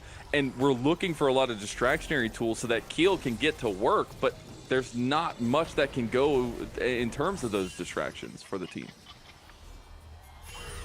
Yeah, no, for Keel too, I think that obviously going untargetable is huge, and stacking up the ability haste, it's like really the strength of Neferi right now. Just get more flips, more Q2s, and more untargetables. But he has a lot to decide on like what to use. I want to see Conviction try and space that out so he doesn't get too much value out of the one, and then maybe you're saving a Jhin W for after. The good perk though is that again, any slow from the Zillion that comes down onto Supernova, that's a crippling ability. Like that, it is a massive slow, and going untargetable through that, well, you aren't going to be moving anywhere, and you're going to be easy pickings afterwards. So, speaking of easy pickings, collapse from Kisno. Try to get the collapse here. The rest of Conviction are here, but already going with the chrono shift. Kisno gets popped. Manui going down low. Stray hitting that world ender. He's looking for the angle. He misses the flash, but Supernova, they might have just cornered Conviction. Spiraling Despair is going to hit. Oh, Stray just walked the Spiraling Despair to his team, but I don't think it matters. The hit does not come through from Asylum. Chrome trying to take the exit, but Darkwing's going down. Hoarder decides, let's just pull the trigger. Let's try to kill. Keel is down. Hoarder is just saying, I will pick up the team. I will be the one. And Chrome is looking to knock down Rhino. Again, even when that fight starts off well for Supernova, the ability for the Zillion team to walk backwards, it's really tough. There's not enough like raw engage from Supernova. I think they could have gotten more there if Stray was able to connect with his entrance into the fight. As we're going to take a look, this was ambitious for Conviction. I actually like this start for Supernova. This is a good take. Shogo's in a great spot. They still kill Kisno, so he reses. I think that waiting that one out could have been good, but so Kisno's like on the wrong side of the fight. Stray's doing a great job of at least keeping him busy, but the connect didn't find Manui, and the value that Zillion was able to bring later on. Great sidestep from Manui on the Q there, but look at him just speed everyone else out, drop the stuns, make it tough. Great re-engage too from Hoarder that really protected Darkwings, and yeah, these speed ups just keep on making sure his team's actually able to get out of there. Well played from Manui in the back half. Was a rough start, but in the end, Conviction were actually able to turn that one in their favor. I would love to hear the comms of Hoarder there and just ask, like, wondering what that caused, because everybody turned on that single target of Keel after the public execution came down. I think that it was a lot of runs, run, or to me, or back. Maybe every man for himself at one point, as it was looking a little grim. At some point, yeah. But this is the kind of togetherness that you know, has represented Conviction so far in both the series, which I'm glad to see it wasn't just a fluke against AMI. We are seeing good decision making with the team, but now primarily Hoarder is the carry guy. Like, this guy is untouchable, it feels like, in these fights. He's pretty large. I will say Consolation Prize. Shogo has done a nice job of keeping up, but Chrome also pretty big this game. I just, again, not a lot of engage tools that are like hard engage for Supernova, and it's just going to be harder and harder into this Conviction team in the range that they have. So Supernova, whatever engage they take, it has to be sound, or else it's going to be tough. I do wonder if they're willing to try to take a preemptive fight here, because we're literally just hovering around the Atacon. They're really... actuality. Kizno has to be careful about showing on this wave. Kizno's going to be he got caught, yeah. He does have the Vault Breaker, trying to get to the rest of the team. Get the speed up from Manui. The bomb down onto the little doggy. The dog is betraying Keel right now, by the way. Oh, Kizno should pull this one down. He might be in trouble again. He smites it. He's fine. Okay. He's good. Still, fine. Access to top is there, and we'll see if Conviction want to contest or play for the Dragon. Yeah. Oh, Supernova, you got to Realm Warp. They're in a weird spot here. But Realm Warp isn't there, so they're just going to back. And, okay, I guess all right, that wave's dead, and then Dragon's dead. So, I mean, kind of a max loss here for Supernova. I don't know if they can get back out on time to actually contest the Dragon. They might be able to catch Conviction if they start it. They have two items now across the board. I think if there is going to be a fight. Rise is at double evolve, so that's big. As Conviction's just going to sit on their space and that Kizno solo. I do like that call from them. The only answer from Supernova here would be to try and go to the Otacon. But they're a little bit slow on that one. Maybe still able to take it down, especially with the on-hit Varus. But this will be the Dragon taken by Conviction. Really nice map movements from them. And that should be the second. I know it says one. Should be the second Dragon in a row for Conviction. Really awkward there for Supernova, getting corralled on that top side. And again, like playing into all the range that they're at. They aren't strong enough to be able to afford to play that far up. So game of cat and mouse there from Conviction, I think, was well executed as they get the objective for free. And of course, that's their second Dragon.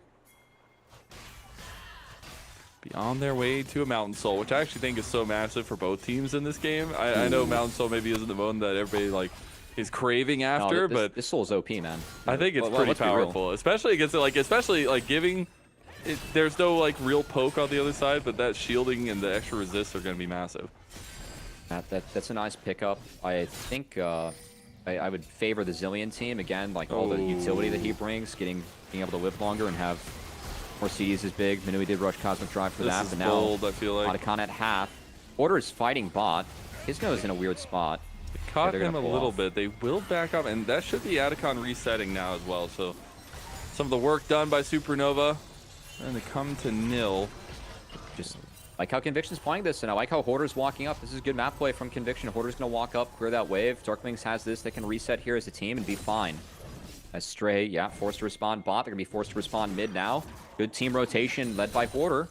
And Conviction, again, if they slow this game down, I very much favor their team comp as this game moves forward. The Zillion is going to be a problem to deal with. And the range they have, there's just not enough engage or range from Supernova to answer. So Conviction, it's not free. This comp, it takes some degree of difficulty. Zillion's squishy. You could get picked, but if they're able to control space against Supernova, it's going to make life really hard on SN. And so far, Conviction's done a decent job of staying disciplined enough to execute.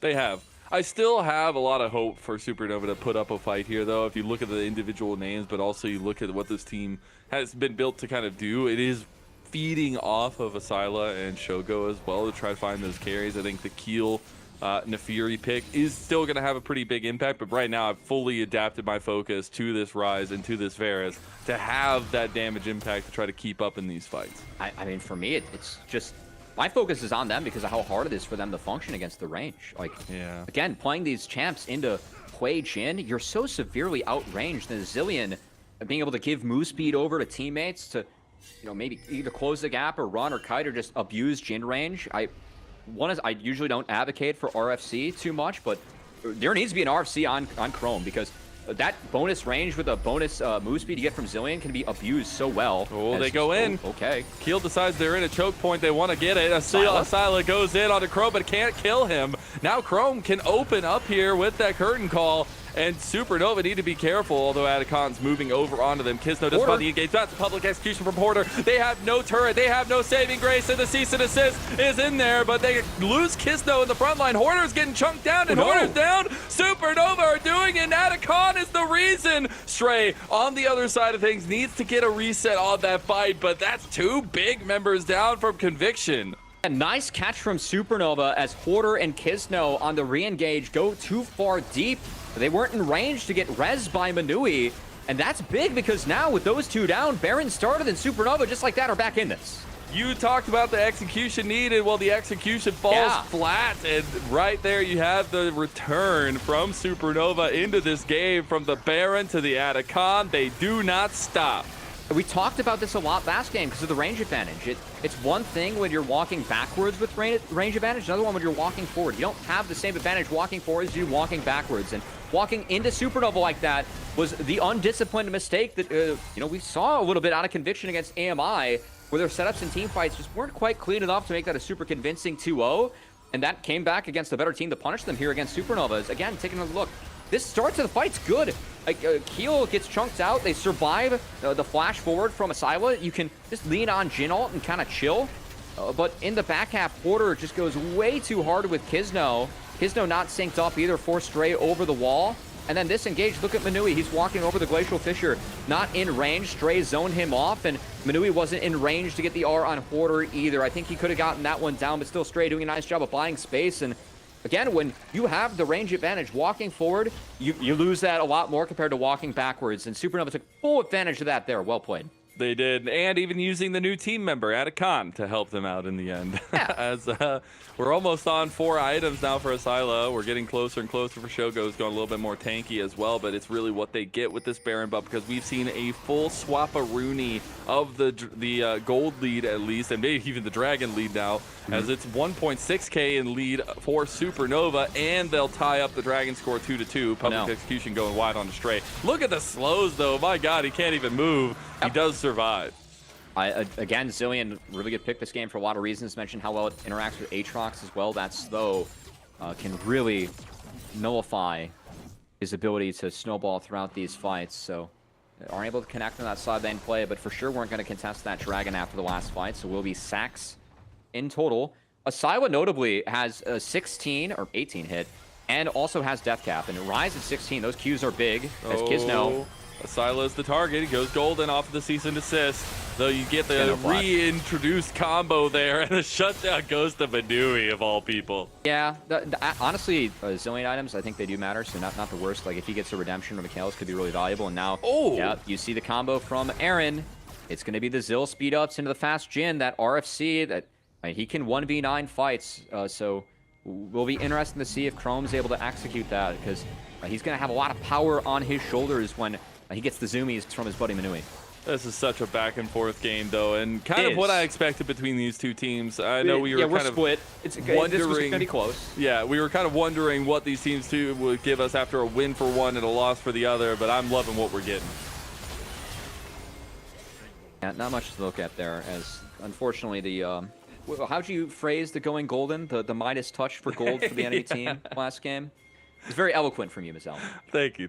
I try. I talk for a living, you know. Sometimes you get good moments, sometimes you get bad moments. And here are some good moments for at least Supernova to fight back into it, because all game long, I mean, Conviction has had the advantage, but it's really nice to see that if they take advantage of the slip-ups from Conviction, they can still capitalize and try to bounce back from that loss just yesterday. I am looking at Shogo now, man. This guy is so set up for success in these fights, and this guy is also the mechanical genius to get it back into the right position for Supernova. Yeah, I just want to see if him and Asila can function in these fights again. They're pretty heavily outranged by Conviction. I still think Conviction, their comp a little bit harder to execute, but if played well, I do think it makes the game and life really hard for Supernova. So at the moment, like to see them returning to what was working, which for me, taking control over one side of the map and playing in that vision. Supernova can't really check, and if they do, they should get heavily harassed by Quay Jin in the range of Conviction. So on the flip side, I do like Supernova. They're sticking to the side of the map. They have control too, so both our teams doing some decent things here. As Shogo able to step up, they do spot Order bot and spot a couple tops, so they can catch that wave high and then go try and support the team. No tier 2 tower in mid lane, so you got to play a little bit further back there. So Supernova will take advantage of the Conviction side of the jungle. Keel's actually trying to farm up a little bit. Does have a pretty big differential over Kisno, but these two champions do very different things. If Keel was not ahead in CS, I'd be a little sad at this point with how quick the Nefiri, that's not Nila. Nefiri can clear the jungle itself. But now we're getting resets. We're getting a little bit of a calm on the Rift itself. We did end up getting those 4th items for carries for Supernova. On the other side of things, doesn't look like we're going to have Darkwings on 4 items. And maybe that does make the difference in this next minute and 35 when the Dragon spawns. I think RFC matters. And like how Chrome is getting funneled here at the Raptors too. I think he's going to try and get that before the next fight. Do want to credit Supernova as well. Thought something that they struggled with a little bit yesterday. They dropped a lot of waves, try and make forced plays, doing a much better job of catching waves, keeping them even today. So I know it was not the hottest start for Supernova yesterday, but definitely seeing a better performance for them today. And even so, still gonna have to fight for this one tooth and nail.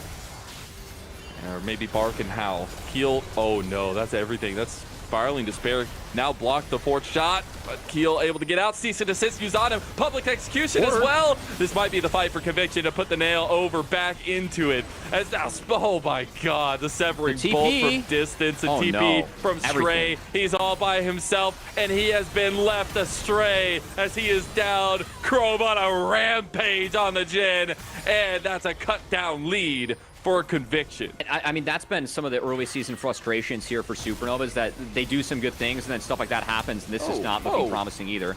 I mean, this was a set play from Supernova. They think they can outplay it. Asila going golden, but Shogo getting locked up in the Ravenous Maw and taken down by Chrome. We've seen this again, and I remember it from CLO Finals. Aaron getting the better of Shogo, and now Barrett going the way of Conviction. I mean, everything just came crashing down there for Supernova for what, like a look under an inner on a dive when Zillion's hovering. I just, like, that's the issue I have with this team early season, is that they do some good things, and I have decent expectations out of these players, and then do other things where I'm just kind of left perplexed here.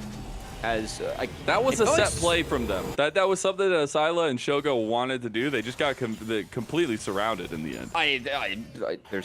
It might have been a flip or a set play they wanted to do, but again, we kind of seen them refuse to adapt. Again, like showing 4 like this, you're playing into the range and playing behind a turret. Like, look at the angles that the Hui and the Jin have on the Keel. This is way too deep to afford anything like this. And then the TP from Stray, when it comes in, it's late, and like where it's at, I mean, he's just isolated and just gets one shot. So Supernova, like, they've done some decent things in this game, but again, if the comp is played out right from Conviction, and they played right into the hands of the Conviction comp, I think the life is pretty hard for Supernova, and we definitely saw it there as they really played into what Conviction wanted, and that was a pretty big oopsie from them. And then we see that play. See, they were like waiting around the corner there too, but I guess maybe just not expecting the full might of Conviction to pop over. But man, Aaron was dancing here on Shogun. I know the Ravenous Maw helps a lot, but you love to see it. Yeah, good TP from Darkwings too to create that angle that you were highlighting, which did make life really hard for Shogo. So Chrome, that RFC is finished, a VAP too, that matters a lot, and Conviction just going to continue to push forward as Zillion at level 14 is so quite scary. Yeah, things start to get pretty speedy. There's a Shirelia's as well on his shoulders to help his team go vroom vroom. That build-up on the Vault Breaker is like non-existent anymore. It's so terrifying how far you can get with that thing on Kisno's Vi. Now we need to reset stakes though into this one. We've had 2 massive gold swings. It was from 2.5 in Conviction's favor to Yeah. 2.5 Still in close. Supernova's favor, back to 2.7 in Conviction's favor now. But when we look at the map state and things, we are getting to full builds for everybody. Again, I just Dude, think Supernova has to be chase so him down. disciplined with They the fights chase that they him down. take as Stray. He can't do it. He's just walking away from it. That's an ulti. That's a deadly flourish. He's lost half his health bar. This is Conviction committing so. Oh, Crow missing that shot's actually massive. They get the re-engage there. Chrono Shift used. Public execution on the Keel. They're under turret. Keel is no saving grace. Has nobody with them, and Keel is down. Kisno finds that kill, and now on top side, it is Conviction's dominance. I mean, this Zillion, man, I love the pick this game from Manui. The willingness to play this with the Jhin into the comp. You have a lot of range. The revive against Nefiri's nice. The slows against the Braum Aatrox really nice. And the lack of engage is where a pick like this really thrives in the bot lane. Definitely credit to Conviction as now that they've gotten to this point of the game, this Jhin Zillion's really paying off and taking over. Yeah, I mean, this is the second Jhin game from Chrome / Been Aaron, fantastic in both. and he has been incredible for both of them. And Yeah, the good call. Kai is just a menace. Look at that. He hit the deadly first. Now Rhino just dies potentially. Oh, man, it is a rampage for Darkwings and Conviction. They're looking for inhibs here. They are pushing mid, too. Yeah, pop goes the Rhino, unfortunately, as that's going to be a trophy tusk taken by Conviction. And now we'll see if the Supernova X Rebels can have one last stand. As Kisno, oh my god, the Zillion speed ups. Yeah, It's there crazy, it is on Chrome, dude. man. It's Yep. so crazy. He That's goes what it so looks like fast. later on. And as the dust settles, I think this lead might be a little bit more permanent than the leads we've seen before. We take a look back at this one. I mean, again, the Hui and Jhin play off each other really well, too, because it was just a tickling from that QE from Darkwings, that, you know, Hui Braum damage field, as I like to call it, that sets up the deadly flourish, and Mr. Useful finds a free kill there. Mr. I do like Useful, Mr. Useful. Mr. Carry. Yeah. We'll see if it actually is going to end up being that way. But yeah, then they get these double inhibs here, and that'll just put permanent pressure onto Supernova. Yeah, also important to note here, I know that we have monster objective spawning in about 90 seconds for the Mountain Dragon and a $145 for the Baron. It is a soul point for Conviction. The first dragon they took in the game not showing. So if they secure this, that Mountain Soul that I think you rightfully highlighted as big, Mazel, could be big, but Conviction looking to split Keel. No! They split Keel out from the team and peeled him like a banana. Stray is trying to take down Kisno. He no longer has the Chrono Shift there, or at least No, he still has ready ult to still. go. And see if they want to try to continue this one into the turret, though. Okay, Kisno overstepping a little bit. Manui's going to have to save the day, but nice little back off there. The deadly flourish hits. Darkwings. Spiraling Despair onto Syla. He's flashing for the kill. It's not going to be like that first blood. Not anymore. It's Conviction. Looking to put the hurt here as Kisno gets the Chrono Shift. Will not have it popped. We'll have to back away with low health, but they're looking for the final inhib of Supernova's base. It's not even a jungle privilege his way up there. Just going to try and do all the damage that he can. 3 members standing for Supernova. Manui doesn't have access to res. Oh, deadly flares hits Shogo instantly. Captain Jaxing as now Hoarder trying to finish out that turret. The last turret's down. All they got to do is auto attack the Nexus, but they want to do the mental hurt the most towards Supernova. They want to know where they put them, and it's into the bin for game number 1. Back on the Nexus they go, and Conviction, they find game 1 win of this best of 3. And I got to say, I love the Zillion pick. Again, It's lacking engage quintessential Manui. with the Jhin against the Braum. Like, that's such a good angle for a pick like that. I love how Conviction just willing to, you know, whoever it is over there, just the team as a whole, like credit to all 6-7 guys. The fact that they're going to play this pick, it's a little bit risky. I know he got first blood in Manui.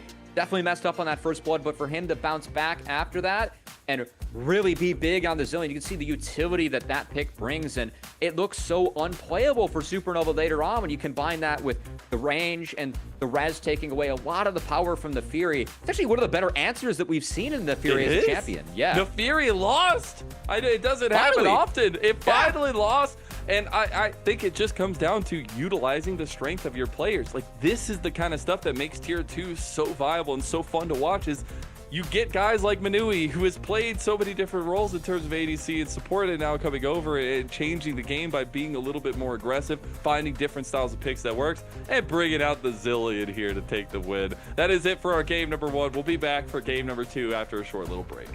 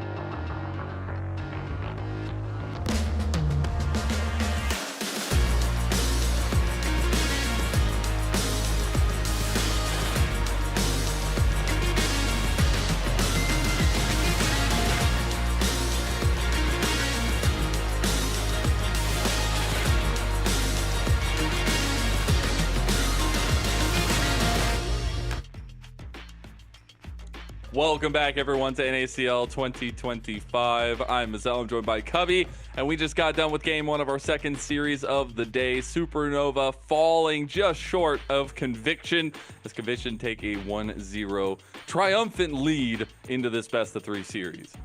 And I gotta say, like, I think coming into the day, I was really hoping to see more out of Supernova because they were a team that we have some expectations for that didn't really show up in their first match yesterday. We definitely saw that, but also wanted to see Conviction put together a cleaner game. I don't know if we exactly saw that here, but I did love some of the creativity we saw out of Conviction. And also, this play by Hoarder was really what turned things around. This was ballistic as Hoarder continues to really impress as a rookie in the league.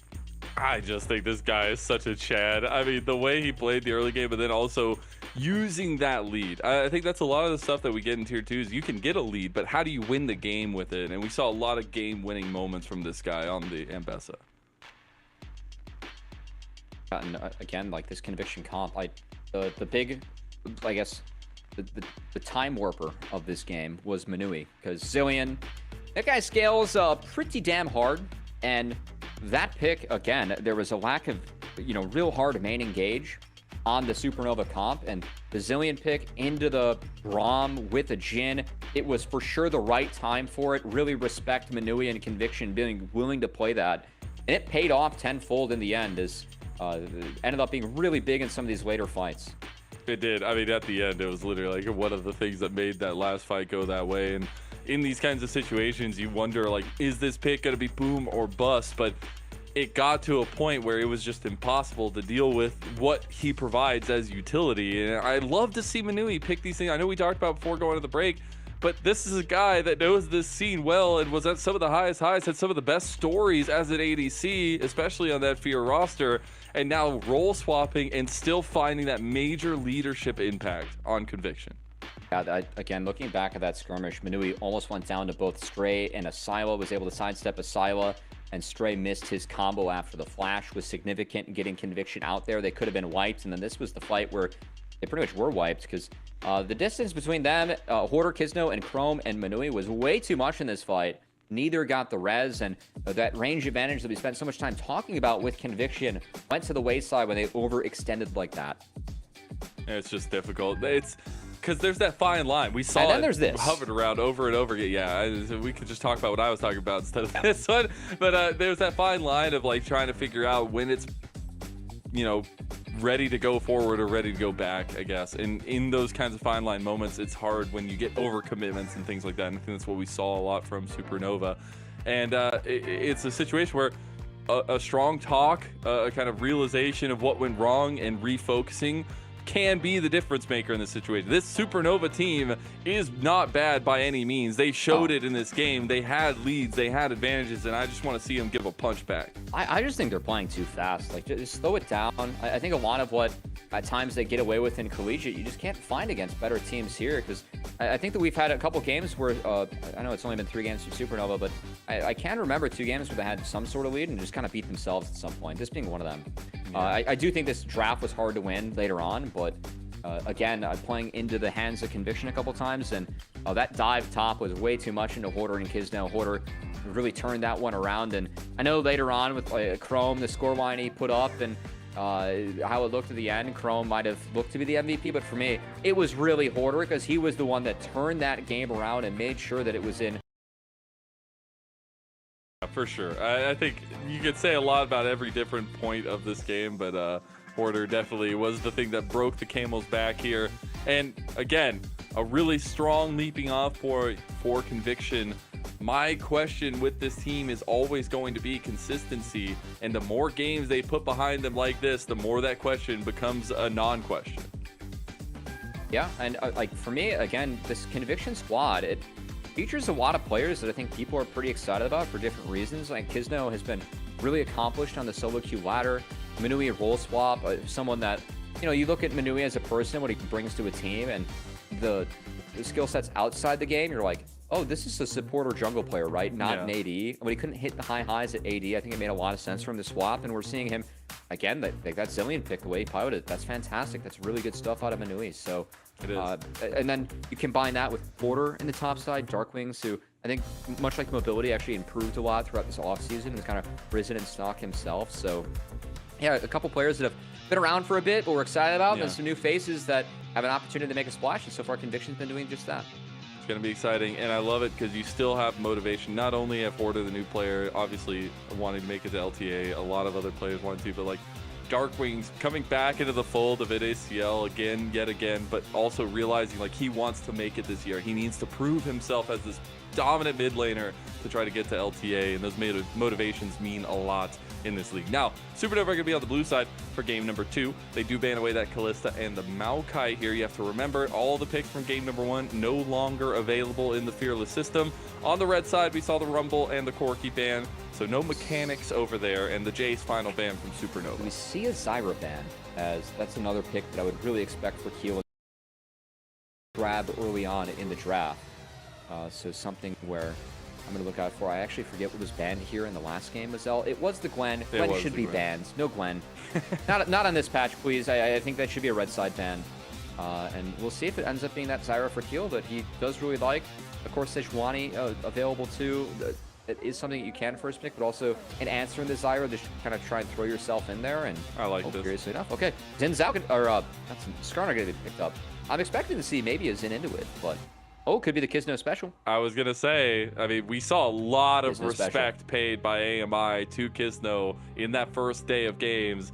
No jungle bans, at least in terms of carry jungle bans this time. He will pick up that Kindred and want to try to carry on it. See what they pair up with it, because they need some resources to put around him to enable him.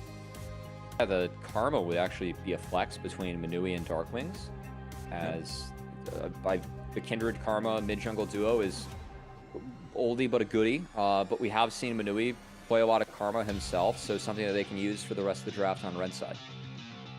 I would wonder, and I think that flexibility pays out a lot here, especially against a team like Supernova. But the thing I'm looking for Supernova is I just want to see a standardized comp of some sort, like just know what the approach is. And right now the approach is say, Shogo, carry us to victory, bro. Draven picked up. I mean, that for me is going to dissuade the Karma going bot a bit. You have a real opportunity here if Manui wants to show the Karma mid. You could just snag Rel. It could make life kind of hard for Draven, Naught, and Skarner. I really like how Rel interacts with Skarner later on in the game, because you can Q his E coming in. So their option for that. Instead, they're actually just going to secure the Jax. So interesting draft so far. Conviction showing that they have their top side. Of course, they can threaten the Karma Flex, but not something that we expect. And I do expect a couple bans to come in to maybe take away some of the safer ADs. It might be worth to just ban a Caitlyn, as the Kate Karma lane could be real. Also, I would love to see an Ashe ban, because I think utility just around the Kindred Jax, Ashe, those in a lower range composition could really help what Conviction has right now. The Gragas is going to be the lead off for the Conviction bans. It's the Ezreal ban as well, so taking away some of the safety in the bot lane.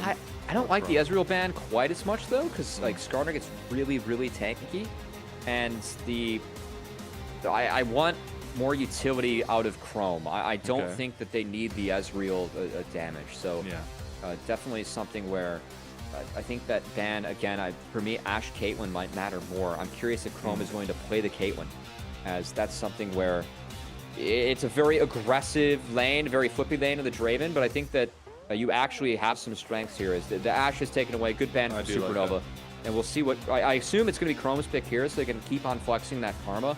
I'm curious what he goes for. I mean, we unfortunately don't get the Kalista because it's always banned away from him. But maybe trying to add a little bit of flexibility to the damage profile of this team as well could be a choice there.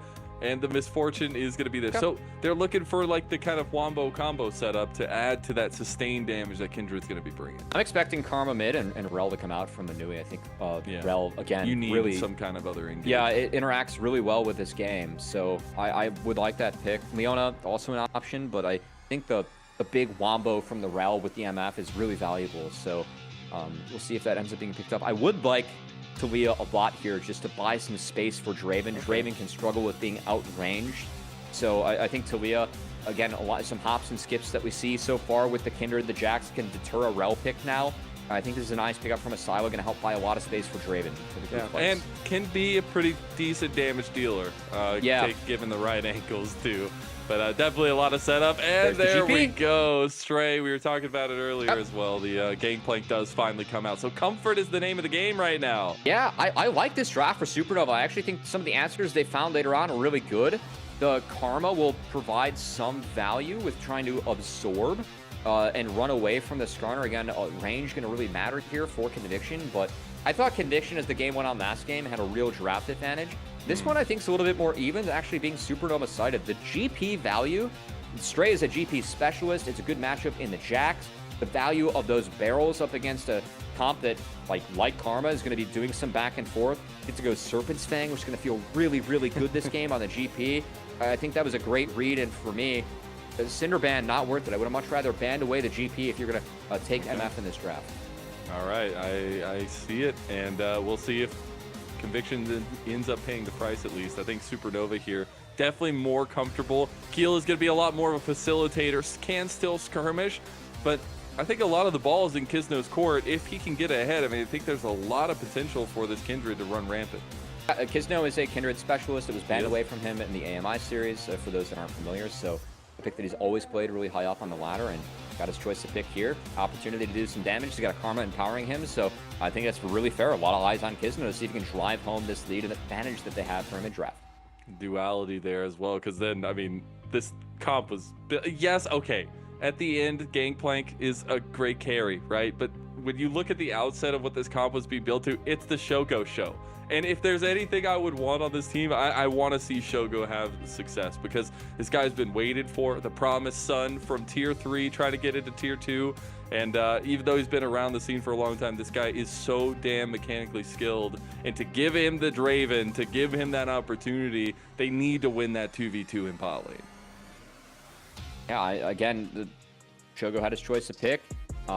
We have seen Supernova, for me, not be able to put strong games together from start to finish, but if you get a Draven going, that can kind of solve that problem with how much brute force damage you can bring to the table. So for sure going to be on Conviction to try and use that Karma to absorb what we're going to be seeing from Supernova and try and space the Draven, whereas a pretty solid comp from Supernova. I like their draft a lot this game. I think Talia, Skarner not play off each other very, very well, so we'll see what they can do.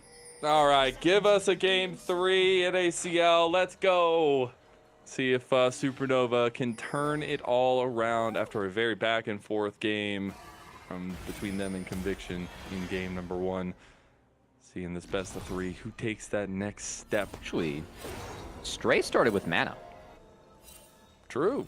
Quite interesting, because this used to be the old like Sheen strat, where you'd start with the mana crystal and then you try and get an early Sheen, but of course Sheen builds off of the ability haste item, the glowing moat, the 250 item. So I actually have my eyes on what he's going for with this Ruby. I'm pretty curious about it.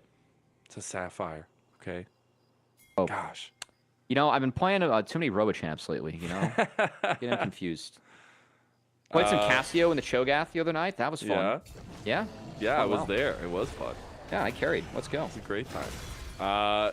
We see that Keel is on Vision here, starting on his top side. It will be mirrored side starts for both junglers. Definitely early eyes on jungle, especially that first mark spawning if Kisno is going to get the RNG of that one. But we also think back to what that game 1 represented, and it was a little bit of split in the objective focus, a little back and forth trades going across the map as well. Nice from Hoarder here. It looks like Stray, you can see on the bottom left of your screen, he did miss some XP. Because you're past the halfway point if you get all 3 melees. So good from Hoarder. He got every melee. So XP advantage against the GP is really big in this matchup. Stray really wants to freeze this by his turret and make sure that Jax can't jump on him without taking tower shots. That's where GP feels really good in this matchup. We'll see if he's able to execute it. But a level lead for Hoarder going to really help him early on in this. Stray struggling to pick up CS here and struggling to keep his health bar up. Has only picked up 1 CS, and Hoarder is just playing aggressive into him, smacking him with that wooden stick at least. But it will be just a little bit of pressure on topside gained by Conviction, which can pay dividends. I appreciate your love for hockey stick Jax. Personally, this is my favorite Jax. Really? Yes. It's so corny, but it's just great. It is pretty good. Like, you gotta enjoy the good bad skins in League of Legends if you're a true League fan. Oh, you're All right right. for a dive. Aggressive. They don't have the mark on Stray, but they do just want to get Hoarder ahead. Expensive visit. I mean, he literally bypassed his red and his Krugs. They're here early.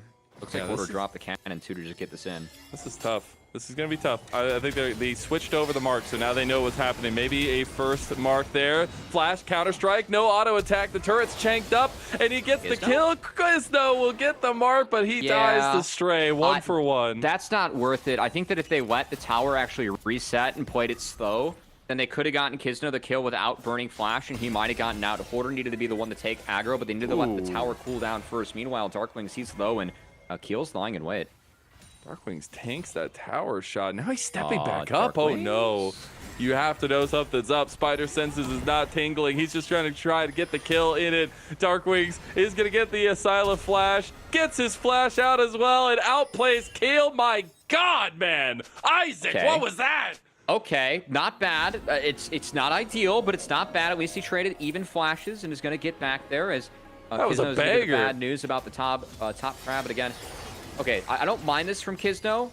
I just think that after GP flashes, they actually could have each gotten out, reset the tower, and then gone from there. And if Hoarder takes it on the reset, then that's better. Meanwhile, though, the rinse and repeat, that's really big. Now GP's down and out of this matchup. A lot focused onto this top side to make sure the Hoarder is set up for success. I think he's up a level, and that wave is frozen. That's a doomsday scenario. That wave is monstrous. That is insane. He's going to be up a level, yeah. That's big. Oh, no. And this is Stray's pick as well, just not working out early. Let's see if Supernova can get back into it. This is the focus. This is where they need to get gold. This is where they get Shogo online. Rhino's going down. Oh, God. Oh, no. Things are going chaotic here. They do get a couple back at least, and another one for Shogo. So they end up at least getting Shogo gold, but that was a lot traded back, Cubby. I mean, it still is just gold onto Manui, so I think that's well worth it for Ole Miss, even though it is a little bit sloppy in the end. The gold went to the much better spot in the Draven, so I think Shogo will be happy with that. Also, a giant wave denied. Yeah, for sure. And again, Quizno, he has the red buff, was taken later. Walks on up here, and he just yoinks the kill against Stray. Not going to get a bonus mark for that one, but again, that top lane, you can see Hoarder still has that wave frozen, and GP is actually going bot. They're going to swap up the lane. So GP... He has nowhere to go on the map right now. They're going to do their best to keep him isolated. It's going to be up to Shogo to run the map. Meanwhile, Rhino... Oh, the crash down stops the dredge line. That's incredible timing. Although Asilo won't be able to lay down the damage onto Quizno. Nobody dies there. But they will end up having pressure to go over to this grub.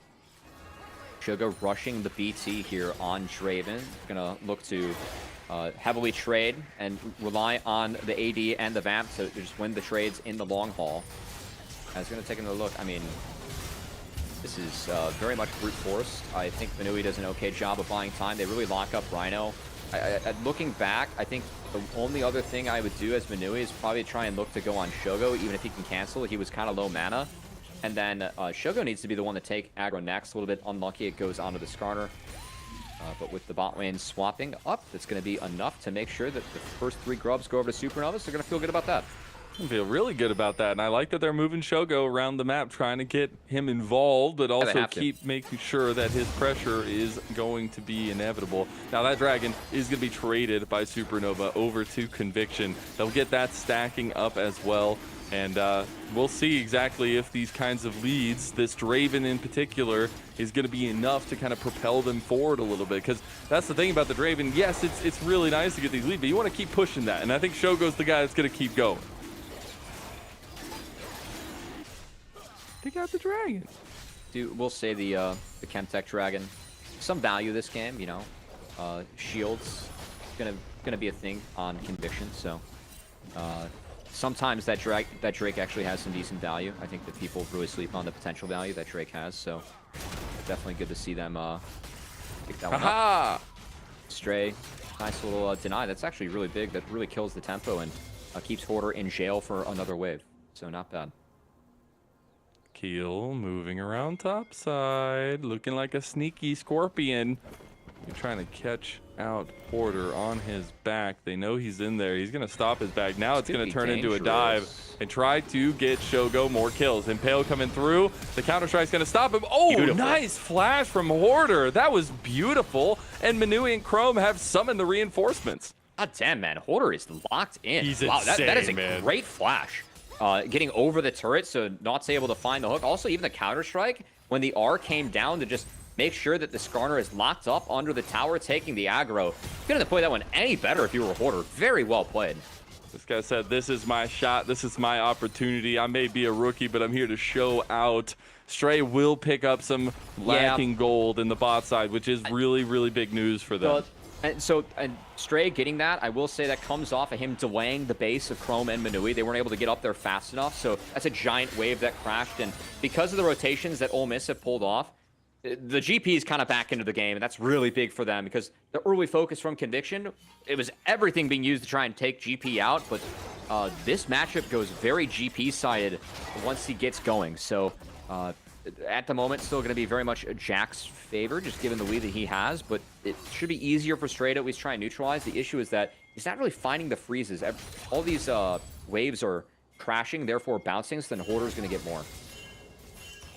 And that Jax is not going to be fun to deal with in the side lane later. Yes, you have the Gangplank, and that is going to be a nice little answer there, but still not ever fun, especially with Hoarder this locked in as well. Also, but now, I want to give credit over to Darkwings. The Karma Talia matchup, Karma's really strong early, and Darkwings is actually kind of pushing around a silo here with a pretty big CS gap. Early Malignance for Karma, and Karma on that spike does a lot of damage, so yeah, don't sleep on Karma's damage early when she goes AP. It is a lot.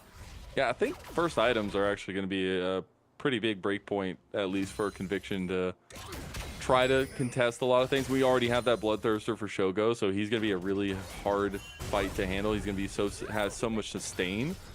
We end up getting the Weaver's Wall at topside. Stray tanking a little bit from Hoarder there. But yeah, I think Shogo is set up now with this Bloodthirster to potentially contest for these next objectives because we have Grubs coming up in 30 seconds. See where Stray goes. Also, I mean, Hoarder has no TP, so he can't join the fight. It might just be a 6 Grubs given over to Supernova, which would be a little bit dangerous. As Chrome was trying to base. Again, he's down to a full BT of Shogo. So the brute force strength of Shogo should be enough to make sure that Supernova is able to pick this up. That was pretty cute. A little back and forth dance there, trying to lay the counter strike in. Oh, the fight has already kicked off. Keel, how did this happen? He's already almost dead. The Grubs chasing him down, almost killing him too, but now they've lost complete control over that side of the objective. It looks like Kisno burned a flash. I see Manui with no ult. I believe the engage was just onto the Skarner. So Keel going to have to head for the hills, and that's big. The Grubs are going to be equalized then, so well done. Porter is starting to lose these trades here against Stray on his signature pick.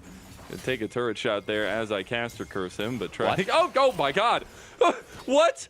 No way! Hoarder walked away like a cool guy with sunglasses from an explosion. It was the passive burn, and that happened. I'm sorry for caster cursing you. Yeah, Stray. that happened. As the silo oh be, God! Now he's gonna get the brunt of it, and all of a sudden, Conviction take back the lead, take back control, and they pick up on the mistakes of Supernova. All right, please, Kisno, please go for the damage Kindred. I think that he needs it this game, like going for Kraken and not just like the Cleaver Wit's End. I know it's gonna be a Triforce start, but man, things just, again, Supernova, like we see good moments out of them and then just mistakes that shouldn't happen at this level. Again, this is GP passive. You're going for an auto like that, and that it's still burning. And then he gets caught on the minion. Regardless, though, it's still burning. Like, what are you walking up for there? Demolish Box? Just wait for it to burn. Like, Stray did a good job of actually getting himself into the game and really threw it away there. Is that his bonus gold to Hoarder? He got to eat the wave afterwards, too. Or, yeah, he got to and then eat the this wave is the combo that we kind of saw from draft. They were like, this is a very powerful duo. I gotta say, I like the Talia. I did kind of forget how good Karma is in the Talia early on, and Darkwings has been making good use of that matchup. Again, Karma actually kind of able to match the push. The shield can get you out of the flick, and the tether are really strong against Talia too, just to line up the empowered Q as we saw there. So Darkwings, again, playing this pick very well. And now we might have first item spikes, but it's a little bit of a lead for Conviction. Unfortunately, I can't see the mark set up for Kisno and how many he's gotten. I'm going to expect he's on 4, at least as of now. Now we're looking at bot side to try to dive Stray. Oh, and God, they They're just punching a man while he's down. They're diving him under turret. They have the Lamb's Respite to get out, and they're going to pop it, try to get him. He can't even get under it. That's going to be the Flash's burn and everything. Traded back 1-for-1, a shutdown too. We got topside fight now though. They reset with that dredge line onto Manui. The depth charge over onto Darkwings. Enough healing, enough shielding coming through to get these supportive characters out, but the top lane tower might not be as safe. Chrome going to be working on that mid lane turret, but of course, first brick on the table, looking to go to the likes of Supernova as Darkwings cannot approach and defend. Do want to give credit to Stray. That was a nice play out of the bot lane. I think that Kizno, if he plays that better, it is a 1-for-0, but did go down. Ooh, the flash play and the bullet time. There you go. Easy does it. Chrome and Manui combine again. All right, good to see from Manui. Some conviction from him with his calls and gameplay. Just burning the flash, taking the freebie. We'll see if they can get a plate real quick. Probably not going to be the case. His plates are going to fall. And looks like the last of the objectives here. Conviction going to be one objective away from securing feats for themselves. Supernova going to need 2. Take a look back at that last play in bot side. The trade 1-for-1 with the shutdown going to Stray. Again, Kizno, I mean, he's going to use his ult late. I think that it wouldn't have been in range for Hoarder, and yeah, I just popped a little bit too early. We'll say maybe if Kizno is able to step up and eat that tower shot before the pop, maybe able to live. I don't think that would have been the case, but definitely a mechanic to look for with the Lance Respite later on. Sometimes walking towards damage can be the right call because it hits earlier. Okay, Hoarder caught. Does leap strike his way onto a ward into safety. Do like some of these combinations that Supernova have been trying to put together in the in-between time, because I think that's what their comp excels at, is utilizing Keel and Rhino to find these aggressive pushes. They were trying to take that Gromp there. They do indeed, but Conviction were there to try to snuff them out of their side of the jungle. And I do like what Supernova's doing in this mid game. Obviously, the GP is down, but Supernova, I think, keeps on purposefully trying to get Shogo into the Jax to set Hoarder behind. The Jax can't jump into the Draven, just given the E. So if you're good on the stand aside, really tough for a leap strike to connect. So do like what we're seeing out of Supernova, at least trying to utilize their Draven to throw him at the right parts of the map to use his strength. Quiet on the rift. I hear the crickets chirping, even though it's the middle of the day. And now I'm about to hear the sound of gunfire, because Stray is going to have to gun his way out of this. They are surrounding him with Kizno at the helm here. Going to be seen. Manui waiting for him to come around the corner. Has the Magnet Storm, has the Crash Down, looking for another play. He just made this play onto Asila. They go for the Crash Down Magnet Storm combo. There's the damage done. Manui's on the edge and beautifully tanked up by Conviction. This GP just continues to be the focus. Again, this champ can get out of control, as gonna see a fish come out from Shoga. Does go wide. So Conviction doing a nice job of putting it down, making sure that Jack's gonna be happy in that matchup wherever he's able to find it. As we'll say, the Durkin inventory. We'll see if that's a Serpent's Fang or a Collector. I think Serpent's Fang really valuable uniquely this game, given all the shields that Conviction will have. So how are we feeling? Oh god, another goes down, and that actually is pretty huge. That ensures feats for Conviction, as another good dive pulled off by Manui. You gotta give credit to Manui. He's been very mobile on the map. The man can do both. He can play crazy, supportive picks. He can play engagers. Supportive role looking well from Manui. We are in first items now across the table. A lot of Trinity forces on the map itself. We finally have that catch up with the Bloodthirster. They are almost on second item for Chrome and for Shogo. Dragon coming up about 35 seconds. Unfortunately, I don't exactly know what the count is since they've been a little bit off, but the Dragon is there nonetheless. I'm asking for you guys at home if it's 2 Dragons to Conviction or Supernova. I think we're almost taking a replay. And of course, we have Mountain Soul on the Rift. Is that little wall not usually part of the Rift unless you get this Dragon? So we'll say another Mountain roll. This is really big for Conviction because I think Draven usually pens a little bit delayed in his build, and any extra defenses to try and prevent Draven from getting kills and cashing in is really important. Yeah, they absolutely are. You can see the importance here as they're trying to struggle for mid lane prio, but I like this play from Conviction. This has been the strategic element that Rift Synced Herald up with the Drake. provides. They get the engage over there. Oh no, Rhino. He's locked out. That's the flash. Had a little bit of help there from Asylum not to follow through any further. But Conviction will have first move over to the Dragon. It was a good attempt from Asylum to stop the Rift Herald, but I don't think that was worth the wall because now you're missing that. And that could be some nice... Oh my god, Rhino's just going to die. Misses the dredge line, goes down with it into the deep and dark, and Conviction will take another Dragon. Good play from Kizno again. Kindred, he is a specialist on this champion, able to pop out at the right time, at the right place to find the Paper Mache Nautilus. Rhino goes down, and that Dragon, that's either going to be soul point secured or the second Dragon of Conviction. Again, trying to get an answer from production about that back home, because that is quite important. If it would be soul point, that would be massive. It would be a big difference in what the decisions in the next setups can be for this team as well. But I got to give props to Kizno. I mean, this is obviously a guy we've seen before in the NACL, but man, I just don't know. This team's got some mojo. This team's got something to them. I will say I'm a little bit biased. I worked on a project with Aegis, or in the Aegis League with Supernova, funnily enough, but I was lucky enough to work with Coach Bach. He was the guy that led the program, and he definitely has good vibes. Shout out to him as he's helping out in the ERL team as well. I believe they were one series short of qualifying for EMEA Masters, so Bach's doing double duty.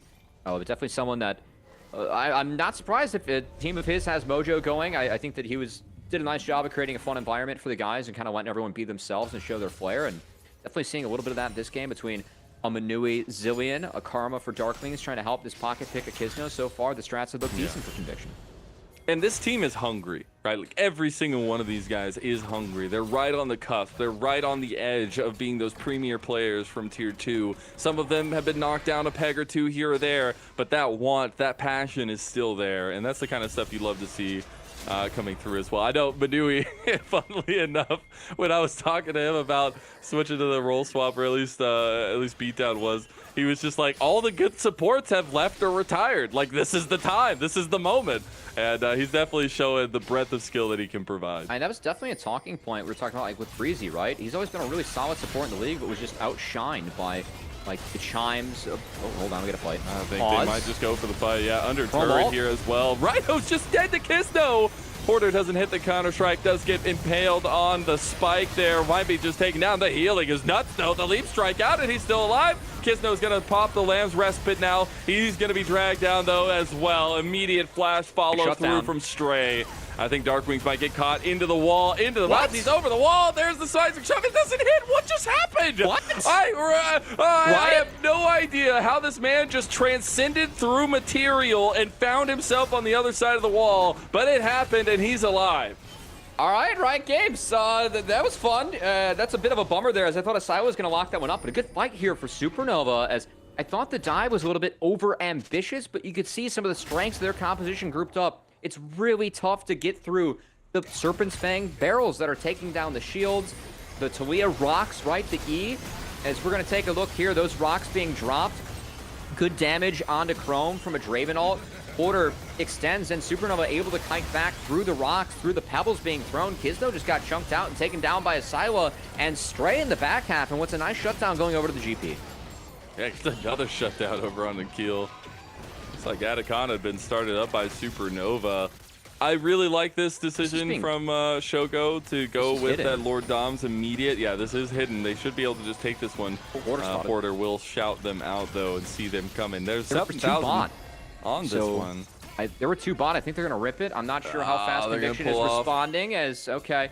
Yeah, that's enough to force Supernova off. So some tempo killed, and that will give Kizno access to the bot side jungle of Supernova if he wants it. There is a mark there.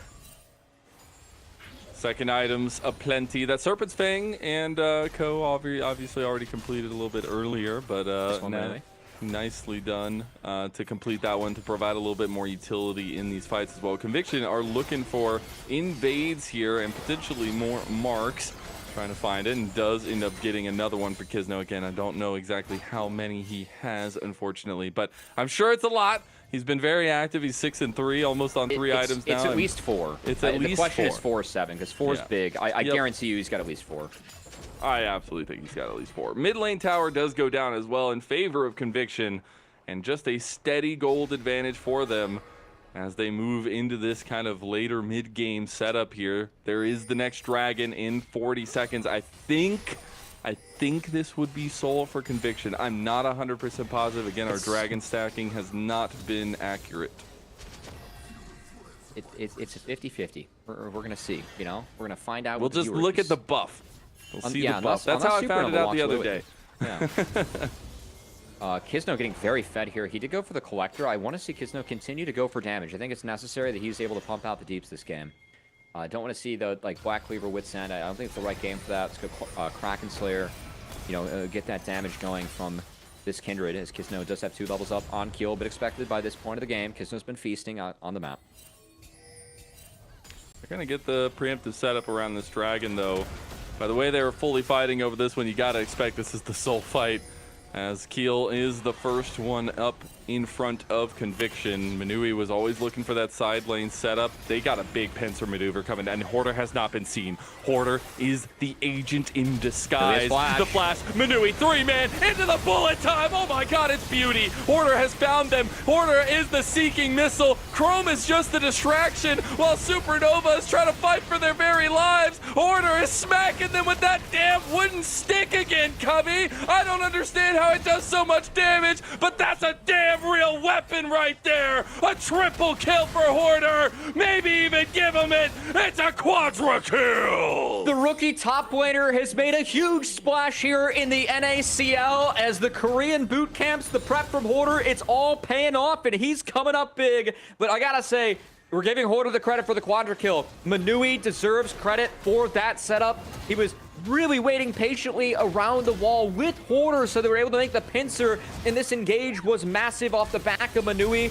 The flash in the Shogo finds 3. Beautiful follow-up from Hoarder. Could have been even better if Chrome stays in the Lamb's Respite. He actually got out, so he went down early. The fight after the Lamb's Respite was held really well as Hoarder runs the back half of the fight. Darkwing's doing his best to just buy space, buy time. Very well played from Hoarder and Conviction.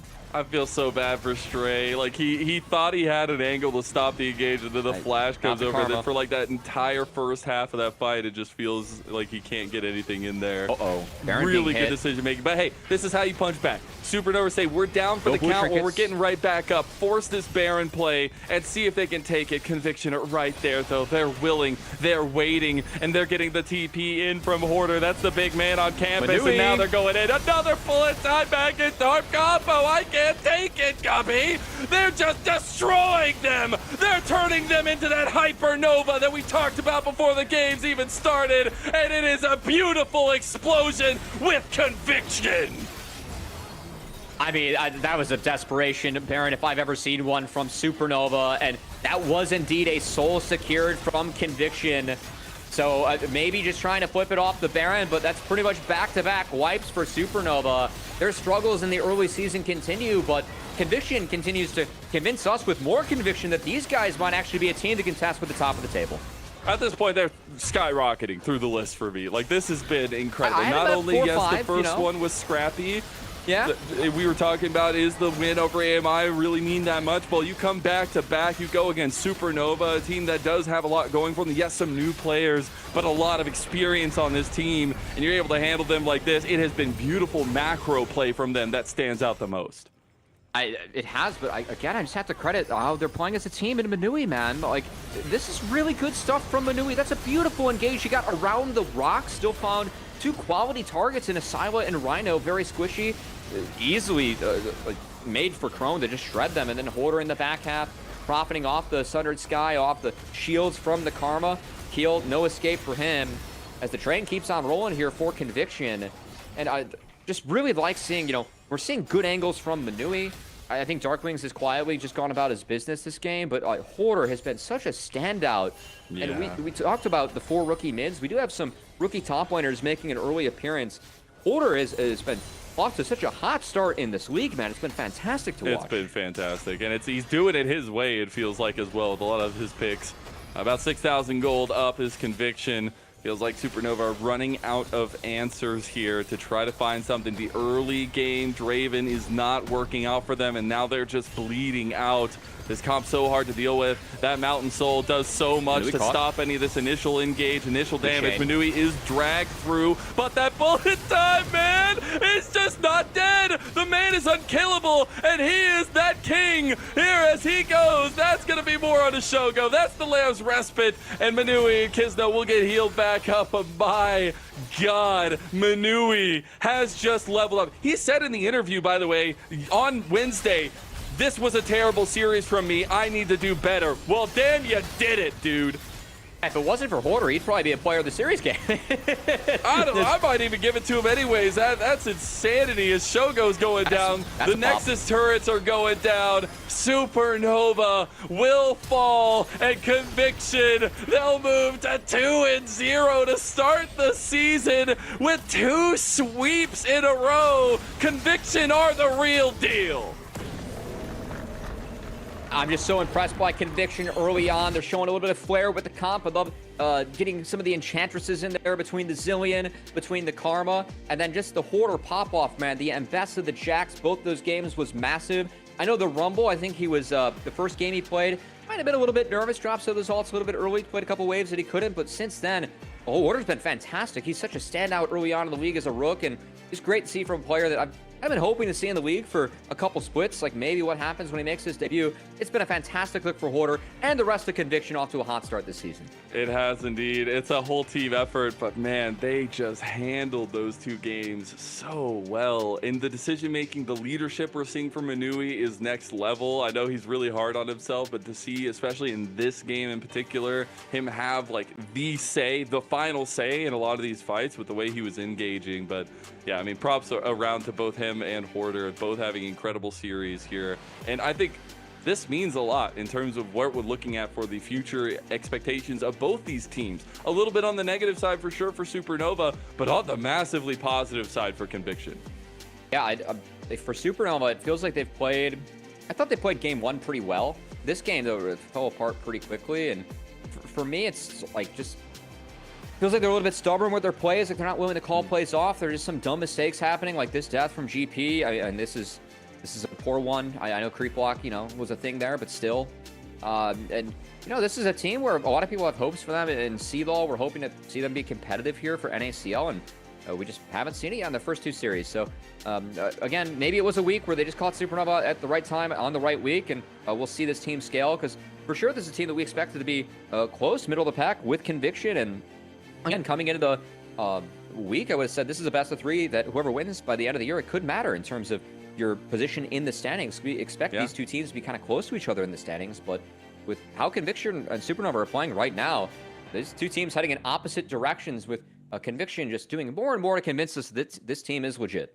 Yeah, absolutely. And I think on the last note on Supernova, I do have high hopes that they'll be able to turn this around. I mean, there's a lot of big brains behind that organization, not only the coaching staff like Brandon Colliver, but also being able to have players like Keel and especially guys like Shogo who have been in the scene. You have Rhino in there as well. You need to try to utilize that veterancy to try to figure out what's going wrong, how you can get simplistic wins and executions and take those dubs, right? And I do have high expectations for them to do so. But there is a lot of season left to run, so a lot of growth left to give.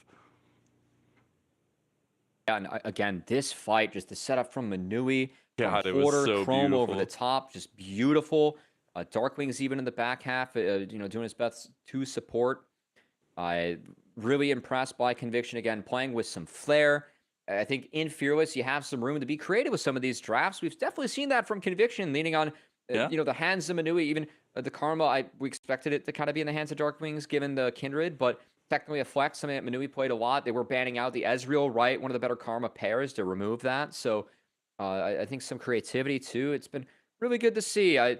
This is a team where, I think it's a good combination of players that we're familiar with, like Chrome, definitely not Aaron, and Darkwings. And then also Kisno Definitely Hoarder. not CLOL champions, by the way. Yeah. No big deal. Kisno Hoarder, and then a different look at Manui, now playing support. Again, I think Manui, the skill set that he brings to the team as a person really lines up well with this role. He's known that for a while, and throughout the OQs, like for me, they found themselves in the lower half of the bracket because Manui wasn't playing good enough. He played that series where he lost. He turned off his stream early, and I didn't blame him. Like that last engage was not good. He didn't play great that game, but man, to see him have this series again, if it's not for Hoarder, he's my player of the series. He was fantastic in this one, and just really happy to see him, take to his new role, continue to improve and do better things throughout the season. Definitely something to look out for because, again, the skill set, like what he brings to the team just as a person, I think it lines up really well with this role. And if he can play well, I mean, he's got the hands for it. So curious to see where he goes. I think it was cool to see, like you talked about the growth from OQs to now, but literally from Wednesday to now for Manui, like the difference in play, the difference in confidence as well means a lot. But that was good. Hoarder, he's been tearing it up so far for Conviction. I think they'll be very happy to pick this guy up and get him into the league for his rookie debut. The guy has been a menace. The guy's been all over the place, and it just seems like he's going to be up in the names of people that are taking that leap to try to be that big rookie standout this year. Yeah, I because of the OQs, we have a couple new teams of 5 players that have never played NACL before, right? It definitely makes for a very different split. It feels like at times there's more parity, but also a lot of opportunity for these guys to make some waves, improve themselves, and to see Hoarder have such a hot start, it's been fantastic. True that, and we do have our MVP to give. It is none other than Hoarder. The guy deserves it. Bow down to the man in the top lane. This guy's KDA was 31. What the hell? That's insane over 2 games.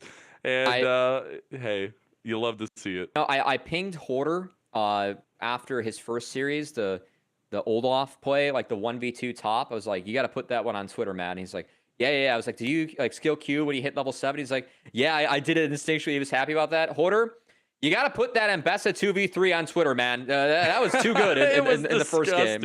It was that was too good. Disgusting. So, yeah. I'm just going to say also on top of all this, there is a pie to the face that has to be delivered.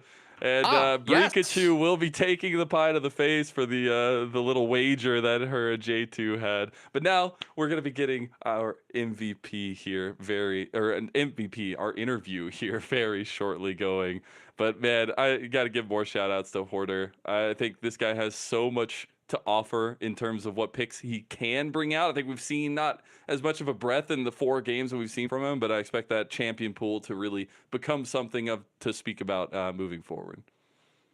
Yeah, I mean, again, I think Conviction just keep on giving us good things to talk about, and excited to sit down with one of their members after a nice 2-0, wrapping up the first week of NACL on top of the standings. Already. I can't believe it. I did get 1-3 game, so I'm happy at least at that. But we've had a lot of 2-0s so far this first week. Getting some of those out of the way, I guess, here. Do you think it's a symptom of the time, symptom of the meta, symptom of all these new teams coming in? For what exactly? Sorry. The 2-0s? Oh, the 2s. No, I think it's just the parity of the league, honestly. Yeah. And I mean, like Supernova, just they aren't playing good enough, right? And if you aren't bringing that level of play into this league, I don't care how many new players, new teams there are. Everyone fought their way through the OQ to earn it here, or are here for a reason, right? So good to see teams, take care of business and continue to scale. All right, I do believe we have our interview ready to go, and it's with my bot lane GOAT. We got Aaron / Chrome, formerly known as the artist Aaron. My man, what the heck? Your Jhin is on fire, dude. Like, what is going on with the Jhin pick? Why are you so happy about it, and how do you just keep performing? Also, I just want to add, what went into the Zillion pick as well? Because that was a big one of that draft. I liked it a lot. Wait, you guys can hear me, right? Yeah, absolutely. Okay. Well, the Jhin, I just think Jin's strong, and I think it fits what our team really needs to just get pushed, and Jhin could get pushed in most matchups. I think for the Zillion, we really didn't scrim it at all, but I mean, Manui just saw the angle. He wanted it on R5, and I trust him with his crazy picks. I played against him for like 4 splits. He's always locking in some freaky shit or freaky stuff. And I always trust him with the picks, and that's why I like playing with him. So, and he had confidence on it. Yeah. It was a great pick that game. I really liked the angle. They didn't have a ton of engage, and that's one way to counter the Fury. I think it was the only loss that we've seen from the Fury so far. So that was quite fun. Aaron, what has inspired this new Chrome tag for you? And what are you hoping to prove from yourself this split here in NACL? What inspired it? I don't know. I just felt it. I just wanted a fresh start, I took a little break. I didn't know if I was going to play or not, but these are all my friends from before. So they wanted to play. They needed an AD, so I was like down. So, Is that yeah. what brought you back? Like just the friends, or Yeah, like, basically, I probably I mean, yeah, most likely, yeah. Basically, I wanted to play with Dark Wings again, and obviously Kizno is like a really good player, ranked 2 Korea, and then Manu is also my boy. So I mean, yeah, like it just seemed like a pretty fun experience. Well, And then yeah. Go ahead. I, for one, am very happy to have you back and get to cover your games, man. Now, I do want to ask you a little bit about the game in specific and the matchup at Shogo. You know, this guy's been lauded coming into the league itself. He took the Draven in game number 2. Did you have any special prep or any ideas that you wanted to bring into that matchup or facing Shogo in general? I know you faced it before. Yeah, he's a really good hyper carry player. I'd say I do respect his gameplay. I knew that after maybe the first game they would lock in something like Draven, so we were ready for it. I was ready to take the 4-man dive up the yeah, just ready to take it. So, but I mean, we're winning on the other side of the map. So at the end of the day, like if we're getting something on that side, and they were able to carry Hoarder and Kizno. So yeah, always down to sack for the boys. And before we let you go, Aaron, I just want to say, I mean, you guys are off to a hot start. You ended week 1 on the top of the standings. Of course, you guys were one of 2 teams to only play 2 series, but what's it been like for you guys early season? Like, where do you feel like you are in terms of strength as a team? Obviously, you're pretty familiar with each other, but like, what's been going well, and what's an area that you feel like you guys need to grow? I think I mean, we have a few. I would call myself a veteran at this point. I'm getting kind of old, like. But you know, there's still like I'd say Kizno's still a new face, but me, Isaac, and Nui, we've been playing for a while. So just like getting some more stage matches together, especially Hoarder. But obviously, he showed me today that he's got that dog in him. He doesn't really have nerves, really. So I respect him for that. And yeah, just basically just being less nervous on stage. I think our scrims have been really good. I think we're really confident from our scrims results. So. Yeah, just getting more stage games, and then we'll be up there for sure. It's already looking pretty good so far. I want to give you one last moment to give some shout outs. Anybody you want to talk about before we let you go? Just shout out to all my teammates. Shout out Manui. I just really enjoy playing with him. He takes it really serious, which makes me want to take it more serious. So I respect to him. Obviously, Isaac is one of the best mids in the league. I hope he can make LTA. Because I know he wants it, and then Kizno, obviously, I hope he makes LTA too. And I flashed out of his Kindred art today, and he flamed me. If you want to hear the comms, go to Hoarder _NA. Yeah, pretty funny comms, but yeah. That's good. I caught that when on broadcast. I was happy about that one. Bit of an oopsie. Hey, MF fault was big enough to warrant it. All right, you did the job of that one. Yeah. Thank you so much, Crow. We'll see you soon. I'm very sure. Yep. Good stuff, man. Alrighty, we're gonna take it back from him, and what a day! It was 2-2-0s, a little bit unexpected to some extent, I gotta say, which I'm happy for on the final day of week 1. I was really hoping that the day 1 Supernova would just kind of be like day 1 jitters or nerves, but it feels like Supernova's got some work to do, and I was really pleasantly surprised with Winthrop, the strength of them, man. They look good against Blue Otter. Another series where I felt like Blue Otter was favored, probably 2-0, 2-1, and I mean, Winthrop just came in there and kicked their butts. They look great, so it was really good to see. Hey, the newbies on the block, you better stay on the come up there as well. We're going to take a look at the standings now, see exactly how things are panning out after week 1 is done. And we see that we do have our top 5 teams here with Conviction in the lead because they did play more series than other teams, but they are 2-0 nonetheless. Yeah, that's going to be the series win rate. Of course, Luminosity Gaming did drop a game to near airport, and man, a little bit of disparity now emerging on the standings. Of course, we saw all of our teams play this week. Only 2 teams that played twice. Mazel, just final thoughts as we kind of close out the week. What stuck out to you when we go back throughout week 1? Anything that, like team player-wise, that really you want to highlight before we say goodbye? I love our ADCs, man. Our ADCs are popping off. I mean, not only mobility showing out today, but I think across the board we had so much fun just watching them kind of break down. Yes, some one-sided matches there, but I'm glad to see that the role is thriving in NACL, and it makes me very happy. Shout out to Tactical too at the massive game. Oh yeah, dude. Sitting down double if the narratives write themselves, by the way. Let's go ahead and take a look at next week's schedule here, though, as we do have to move onward. We will be back next week. We have 2 more best of 3s starting off week number 2. It's Polestar versus Blue Otter. See if Blue Otter can make a comeback and bounce back. Winthrop versus Apex Mission Impossible. If Winthrop show up like they did today, that might be a little bit of a tough match for AMI. Yeah, I gotta say, the opportunity for both Blue and Pulse to put a win on the board. I think both looked a little bit weaker in week 1. And AMI, I know that they dropped to Conviction, but actually showed a couple moments of promise. So They did. I'm hopeful that we get to continue seeing that from AMI. Of course, that's a team where we have 5 players that are not just making their NACL debut, but even in the OQ, no one even had them getting out, right? So Yeah. a lot of opportunity to really prove that they're worth their medal. And I thought that they played respectably in their series against Conviction. So we'll see if they can put up a fight against Winthrop, who looked great today. All right, I got one last question for you before we wrap things up. It's your birthday, my man. What was your favorite birthday moment here of the day? Did you have anything? Was the present from NACL good? Did you like it? That was nice. I like the Zillion pick, so thank you, Manui, for that one. But no, thanks to everyone that, I didn't want to highlight my birthday on broadcast. It's fine. These guys set it up. Shout out to everyone behind the scenes. The guys have been great through week 1. They've So been shout awesome. out to them and the whole team that's been helping us out behind the scenes. But yeah, kind of like all the tier 2 players, it's the privilege of broadcasting is that if you're good at it, you get to do it for a while. It's been 8 splits of NACL. But I'm very lucky to be where I'm at and be doing what I'm doing. So thanks everyone for the support, and you, Marcel, thanks for joining me. It was a lot of fun. Absolutely. Hopefully I'll see you a little bit later here. We're Hopefully maybe gonna so. split some pizza to Yeah. celebrate something going on. Yeah, absolutely. It's been a pleasure to be on this ride with you, my friend, and it's been a fun one indeed. Now, that's it for week 1 of NACL. If you liked what you saw, go check out the Twitter socials. Go check out all the content the teams are making. We'll be right back next week for week 2, and we'll see you there.